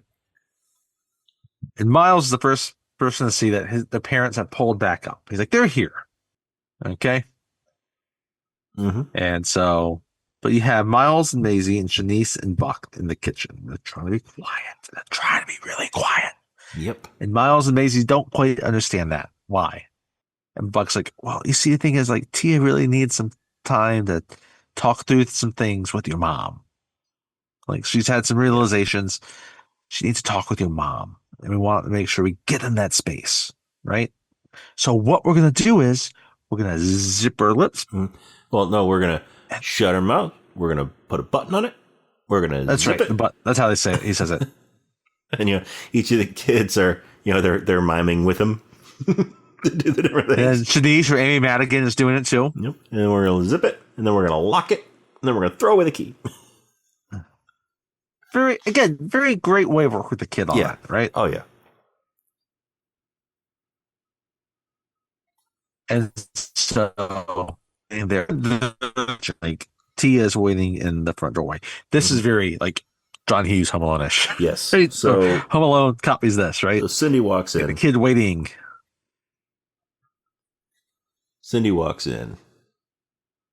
And she sees Tia. She sees Tia, and she seems kind of surprised to see just Tia just standing there, right? And Tia says, "Hi, Mom." And at this point, like, Tia looks different. Tia looks more her age now. Tia she's not wearing the same clothes she was before. She's not trying to dress all in dark. Yeah. And she just goes in and hugs her mom. Yeah. She goes in and hugs her mom. And then Cindy realizes... And surprises her. It surprises her, but then she realizes what's going on. She realizes that, that Cindy is actually reaching out to her. It's like things are going to change around here. I promise.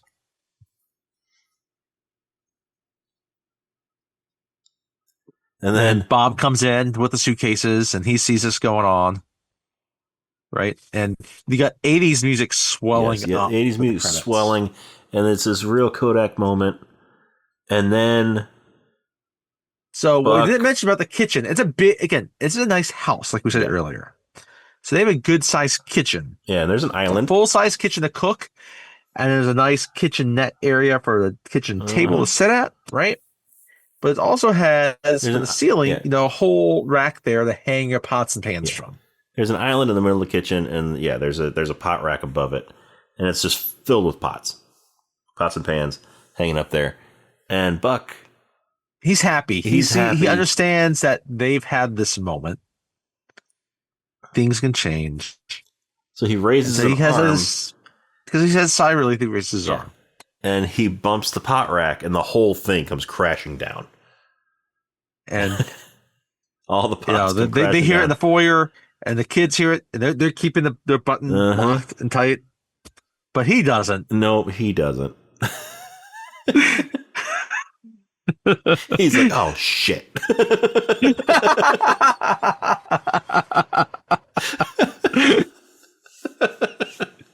Really So loud we so finally they can cut, hear him in the and foyer. Shanice and Buck are leaving.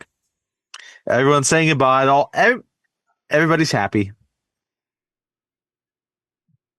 and Shanice and Buck are talking. I was like, yeah, they're going back. But what they're going to do when they get back to Chicago?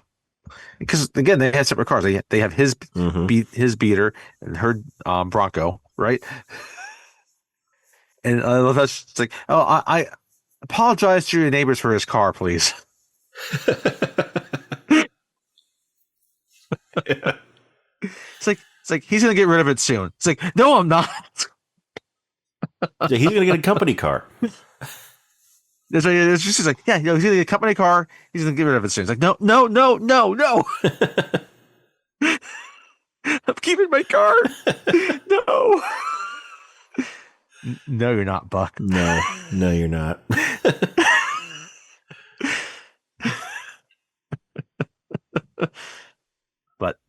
But the rest of them go in, except Tia. She stays out there. And she gives a little wave to him Mm-hmm. and she smiles. Buck puts up his hand to wave, and we freeze frame. Yep. Classic John Hughes freeze frame.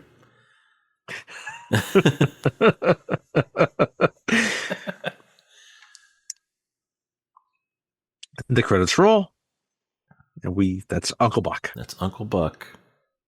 Fantastic movie. I love this movie. Great movie. Great movie. Love this movie. Such a classic. It is. John Candy's so brilliant. And yeah. John Hughes is excellent. It just falls together perfectly. I mean, just John Candy's chemistry with all three of the kids is phenomenal. It is.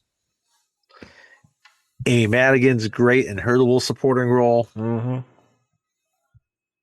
Yeah, it's terrific. And I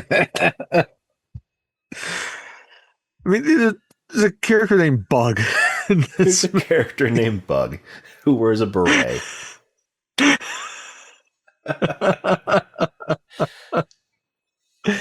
There's drills, there's hatchets, there's 5 woods.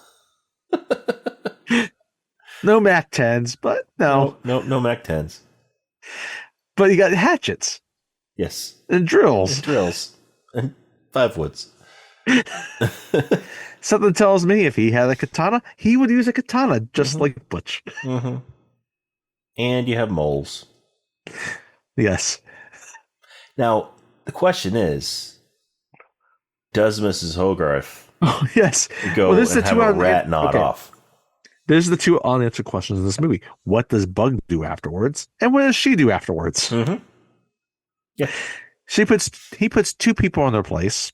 What do they do? Technically, he puts 3 people in their place. Tia does the right thing. Yes. Do the other 2. Yeah, we saw what Tia did. But yeah, what do the other two do? Was Bug really sorry? Is there going to be an Uncle Buck 2? Where Bug and Mrs. Hogarth team up and have a Harold and Kumar adventure? I can't find a rat. And all this thing off my face.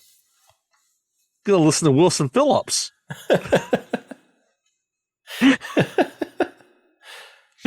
Just hold on for one more day.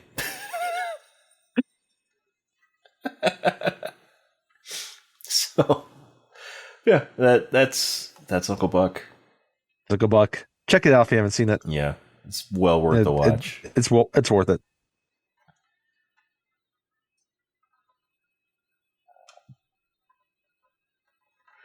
Yeah. Is there anything else that you want to say? I think that's it. I think so too. So, if you enjoy what you're hearing, then check us out on our social media. We are on Facebook and Instagram and Threads. Is Rob and Tony's Cinematic Adventure. The and is spelled out A&D. It's 99% like the name of the podcast. We're also on X or Twitter. That is R&T Cinematic. And if you want to check out our reviews on various movies, some we've done on the podcast, some we haven't done, some we will do, some we won't do, then check out our Letterboxd. The Cine Adventure or Cine Adventure, CINE Adventure. But you can also just send us an email, at Rob and Tony's Cinematic Adventure at gmail.com. Once again, the and is spelled out. A-N-D. It's not an A% like the name of the podcast. But yeah, just send us an email. What did you think of Uncle Buck? Is it your favorite John Candy movie? Is it your least favorite John Candy movie? Mm-hmm. Do you love it? Do you hate it? How do you feel about it? I have not met anybody that's hated this movie. So no, yeah. But hey, if you're the first one to hate this movie, let us know. Let us know. We want to hear from you. And yeah, go to our social media, give us a like and a follow. Go to your favorite podcast app, wherever you're listening to us. Hit that subscribe button. Give us a good rating, a good review. That's how we move up in the search and the standings and the recommendations, all that stuff. So that we can reach more ears, because we want to be able to interact with as many people as possible. Yes, we do. We know that there are people out there that want that enjoy hearing other people talk about movies. And yeah, we want to be those people that you enjoy listening to. But anyway, so the next couple episodes are going to be interesting. Yes, they will. So we have just recently had yet another adaptation of a Stephen King book, the fourth one this year, to be released, and that is The Running Man, starring Glenn Powell and Josh Brolin and Coleman Domingo, Michael Cera, Amelia Jones. Several people, some that we have talked about before on this podcast, some that we have not talked about yet.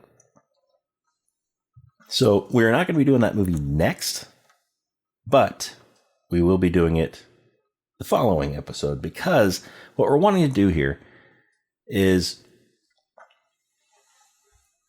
a lot of people, when they heard that they were coming out with a new Running Man movie, thought that it was just going to be a straight up remake of the Arnold Schwarzenegger one, which it is not. They are both adaptations of the same book. Yes, that's just another adaptation, just like any of your Batman movies might be an adaptation of Batman. Yes. Not necessarily a remake of a previous Batman movie. No. They're just different adaptations of the same book. So what we're going to do next, our next episode, we're going to be talking about the 1987 Arnold Schwarzenegger, The Running Man. Which I love that movie. I do too. It's a favorite. Yes. Like a guilty favorite, I guess you could say. Like a favorite in a different sense, but I hesitate to say guilty pleasure, but Yeah. But it's such a fun movie.